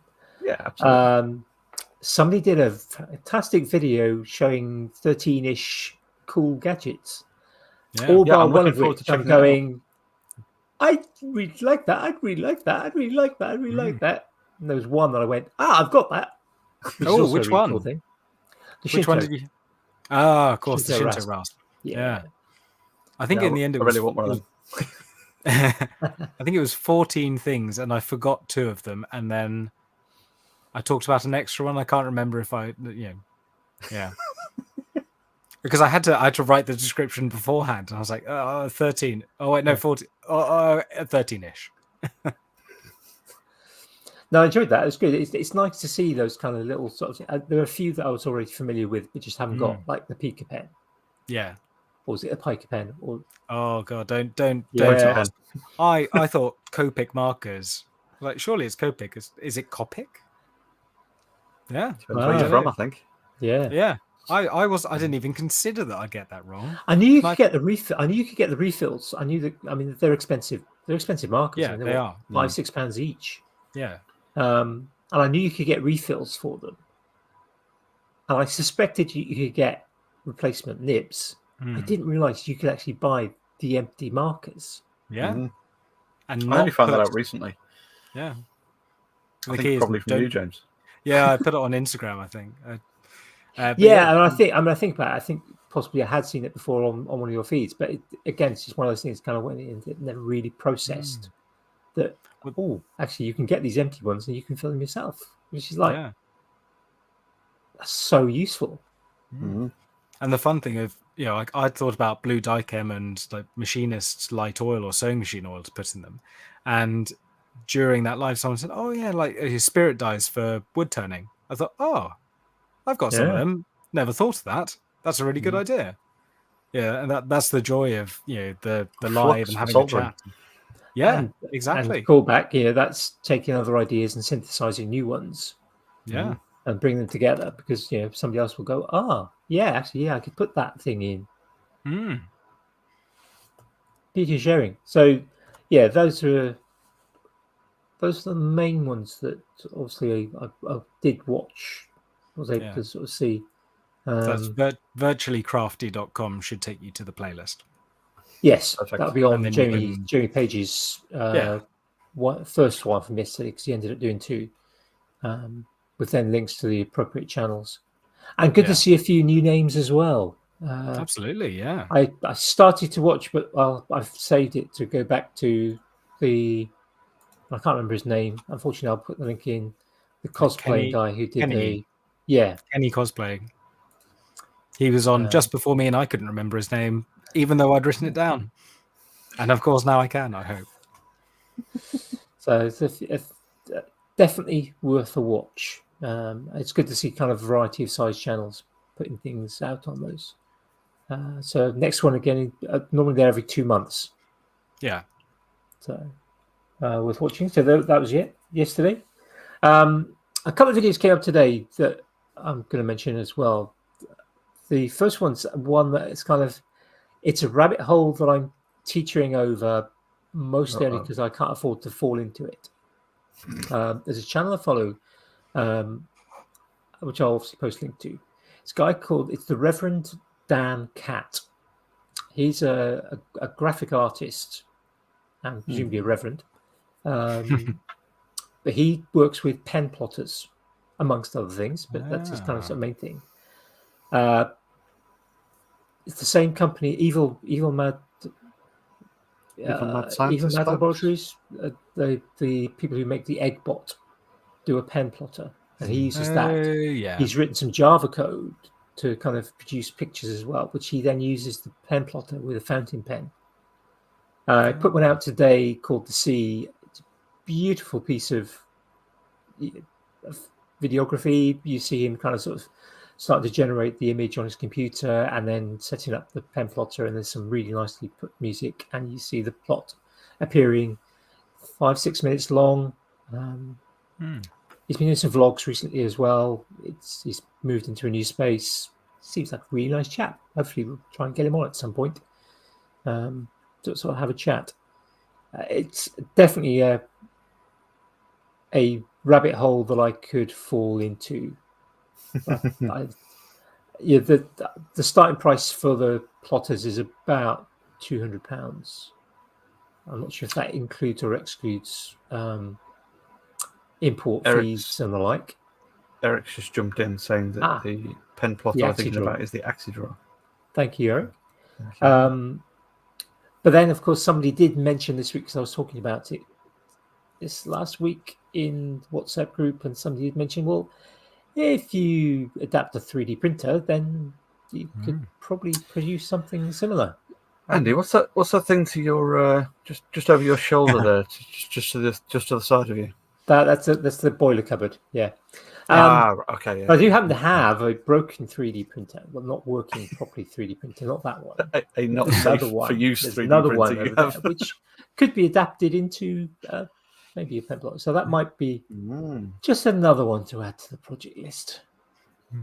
So that was the Reverend Dan Cat. C-A-T-T. Yeah. Okay. Cheers. And last one, very, very briefly. Some people may have seen I'm not sure it's 2020 or 2021, or maybe crossover. Tim Hunking. Oh, yes. The guy who created The Secret Life of back in the 1980s, early 90s. A purveyor of fine arcade machines in at least 1-2 places in sort of London and the southeast. Yep. Had a show called The Secret Life of Components and looked at various different components. The second season starts this Thursday. Scheduled for 5 episodes. So definitely if you're into making with a variety of things, I think even if you're actually very specific in one, there's something to learn. Yeah, I mean, he did previously glues and there's one on chains and cogs, and he's got motors coming up. He's got sensors coming up. He's got, I think, linkages. I can't remember what the other ones. He did mention them. Short little video today. I'll post a link tomorrow. Put a 1-minute video short up, basically sort of saying, yeah, he's coming back, and he's got 5. I think they were about 40 minutes, 30 to 45 minutes when he put the last series up. In his own particular style. Yeah, long form. The guy's a treat to listen to. Yeah, he's a legend in making, in my mind, certainly in the UK. He's kind of he's almost a British Adam Savage. Yeah, it's that versatility of I'll just make anything with whatever I can grab and get. But very. I was kind of on the fence for a long time watching the videos, because you look at it and think, 40 minutes, 50 minutes. They are very worthwhile watching. Yes. There's very little filler. He's worked in TV before, so it is a long video that has been planned out. There's something happening all the time. So it's well worth committing the time to watch them. And after the first one I watched, it became something I would watch every video of. Yeah. Yeah, Tim Hunkin. Yeah, I've got the playlist queued up. I just haven't got around to sorting out a block of time to.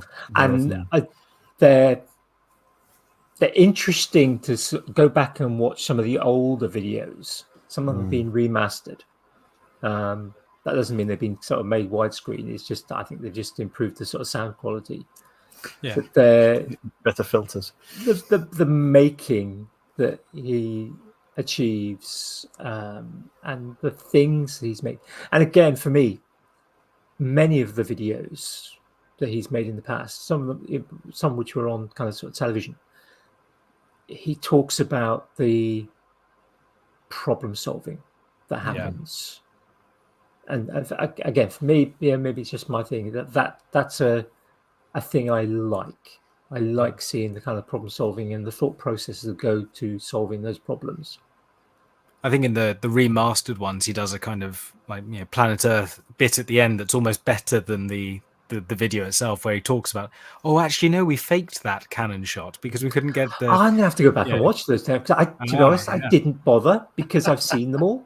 So right to be honest, I've got all the original ones actually on, because I've used them actually as teaching points in lessons. Sometimes there used to be the photocopier used to be a part of the AQA exam board's physics GCSE. You had to know how the photocopier worked, and it's just like, this is. Have you guys seen The Engineer Guy? Yeah. Because he does a very similar sort of thing, or has done. Yeah, so I would actually sometimes put the half the video on as a lesson or part of the lesson, and kind of go, look, this is kind of, even when I was teaching, it was old, and the style of it, and but it engaged the students. Yeah, they'd all be kind of watching it, and you can sort of tell when they're kind of not watching something, but they would all be kind of watching it, and I mean they only had to learn a relatively small number of principles, but again, seeing the kind of the demonstrations that they would do that I couldn't do. I couldn't make plates of selenium to show them in the lab. It's just not viable. But to see somebody actually doing that was definitely a good watch. Yeah, cool. Yeah, if you're in Andy's situation where you've seen them before, there's one where I think he shoots something out of a cannon, and he talks about how they had to fake it because it was a stoichiometric thing of gas, and it just didn't work at all. And Rex, I think, is his kind of Garrett. It's the kind of the late Rex Garrett, unfortunately. Yeah, he's like the Colin Firth has his team behind him. Rex is the team behind Tim, and he talks about how it just didn't work, so they ended up having to fake it with some petrol. Was it a cannon or was it a mortar? It was a mortar. Yeah, that's the internal combustion engine episode. Yeah, it was that one. Yeah, but they tried gunpowder and it kind of went plop, and then they kind of put petrol in and it went. Yeah, so they faked it somehow, I think. Yeah, he does it. He does a little behind the scenes thing.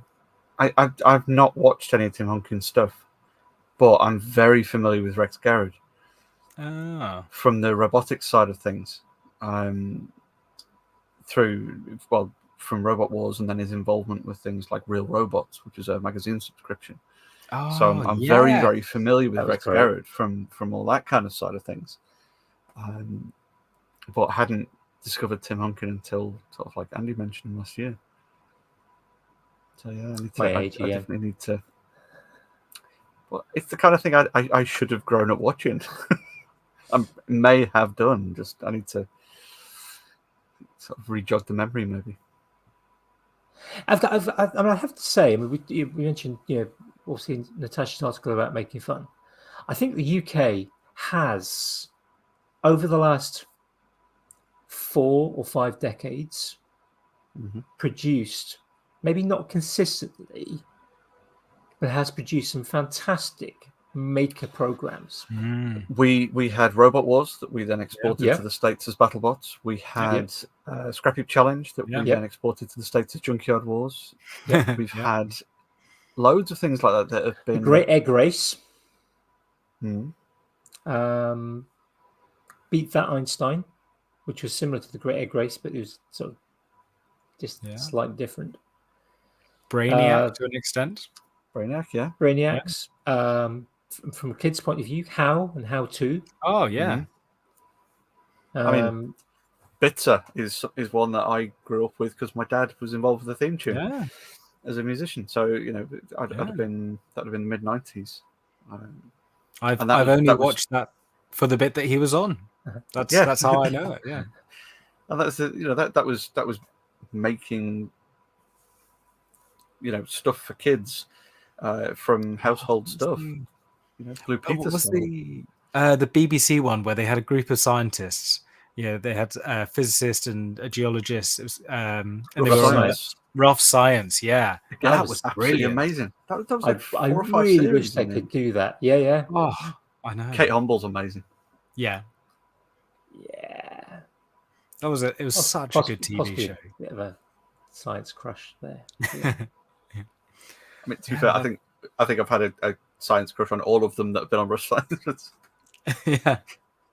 I actually had one of the guys on Rough Science, a guy called Jonathan Hare. He was a postgraduate at my university, and I had a couple of tutorials with him. Oh, Fantastic. nice! Just miniature claim to fame.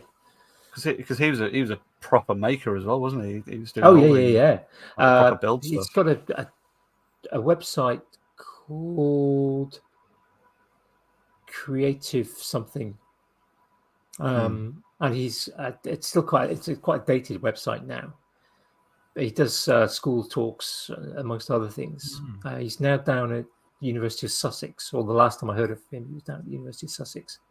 So he's got things like plans for LED shaker, take an old film pot from 35mm film, wrap it in loudspeaker wire. Yep, wrap it in loudspeaker wire with the enameled ends, solder it to a LED and shake it. Oh, fantastic! And the LED will flash on and off. That's the magnet. Flops around inside. So he's got stuff. He's got stuff like that on and has it for years. So it's a continuation of the Rough Science work. And the fact that you had that kind of connection between things and the science and the making. For me, I mean, it was partly there for that. Me, it's a science thing, but it was also the making thing as well. And they were kind of. Right, we're stuck on this island. We've got some glass bottles. Let's make a battery. Yeah. Because let's make a vacuum pump, from Venturi effect and falling water. And that reminds me, local heroes. Adam Hart Davis. It's going back a bit. Local heroes. Adam Hart Davis is a going back a bit. Could producer. With you, Andy, could be anything between last week and last century. Yeah. Worth checking out. It's Adam Hart Davis is a science writer, but he's also a TV producer, also a TV host. And basic premise was that he was traveling around the country, UK, going to places and talking about the people who made scientific discoveries or particularly technological developments. So, Trevedic or Telford. These kind of sort of people. But not only would he go and then talk about it and the history of it and why it led to things, he would build things to sort of demonstrate the principles. So like a vacuum pump or a steam engine of sorts, and he would build them. And there was another one that he was involved in, which a friend of mine was actually a part of, which had, I think it had some sort of, I'll get in contact with my friend, had a shed involved in it. It was something about a shed. I'll have to speak to my friend Howell, who was in one of them. He was talking about how geckos climb up kind of glass and kind of what's actually happening on the pores. Because my friend Howell's started with a physics degree, but he's more of a material scientist now. Still in academia. Tomorrow's World. Again, that's like geckos walking up glass. Reminds you of Tomorrow's World. Another great, maker-ish or maker-adjacent at least TV show. Yeah, I think maybe. Actually, I mean, thinking about what you were saying about kind of talking to Ruth and asking that question, that kind of inventor. I think that's very much. Well, showing talked about inventions, so I think that counts. Yeah. I mean, if you think of Trevithick or these great inventors of the past, they were making things. They would, that's what they would be considered. So maybe that's it. Before Make Magazine, it was Invent Magazine, and there's a perfectly adequate name for it beforehand. There probably was one. There have been some other magazines in the past. There was an electronics one called It was it, but I think it was 2 T's or maybe even 3 T's. And it was about a 50-week series on kind of electronics. Yeah. And there've been others.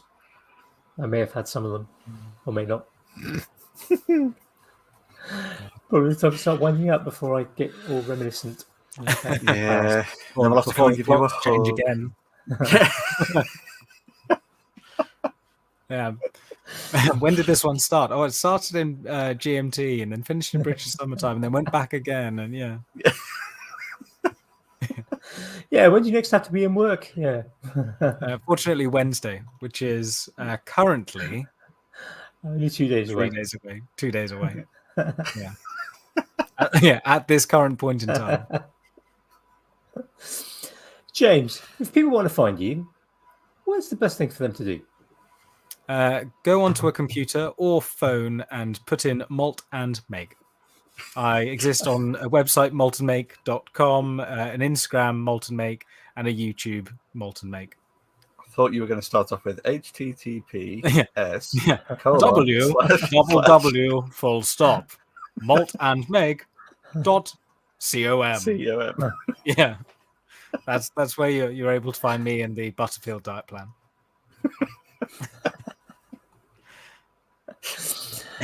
On that note, the only thing we can do now is thank you for coming on, James. Yeah, well, thank you for coming on. And next week, hopefully, we've got Trouble coming. Yeah.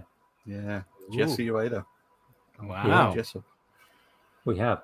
We've got some. The part of the aim of the Patreon IG is to actually sort of start sharing some of the people we've got a bit more in advance. Yeah. I have toyed with the idea of maybe not actually saying at the end of each episode who we've got coming next, but only putting on the IG until obviously the adverts that come up the day or so before. But I'm not sure we'll do that, but we do have some very good guests coming up. That's exactly it. We've got a little bit of time to play with that as we get the millions of subscribers that we're going to get. Yeah. Take on Joe Rogan. Yeah. And Susie Dent. Yeah. That'll be one hell of an episode having the two of them on. Yeah, I only really want to talk to one of them. Yeah, we just meet him. It's fine. But anyway, James, thank you very much for joining us and for generally being a part, being the unofficial or one of the unofficial additional members, because I think Ali is also definitely an unofficial member of the team. Yeah, we don't keep count really. No, but no, that's why I'm here. The official count. count On your spreadsheet, haven't you? Got it on the spreadsheet. You've been. If a problem exists that can't be fixed by a spreadsheet, then does it really even matter? It's a someone else problem. It's a someone else problem. Spreadsheet or a hammer. I mean, that solves most things, doesn't it? Yeah. And it's just another thing to excel at. There we go. And on that note, hit the button, Andy. Bye, folks.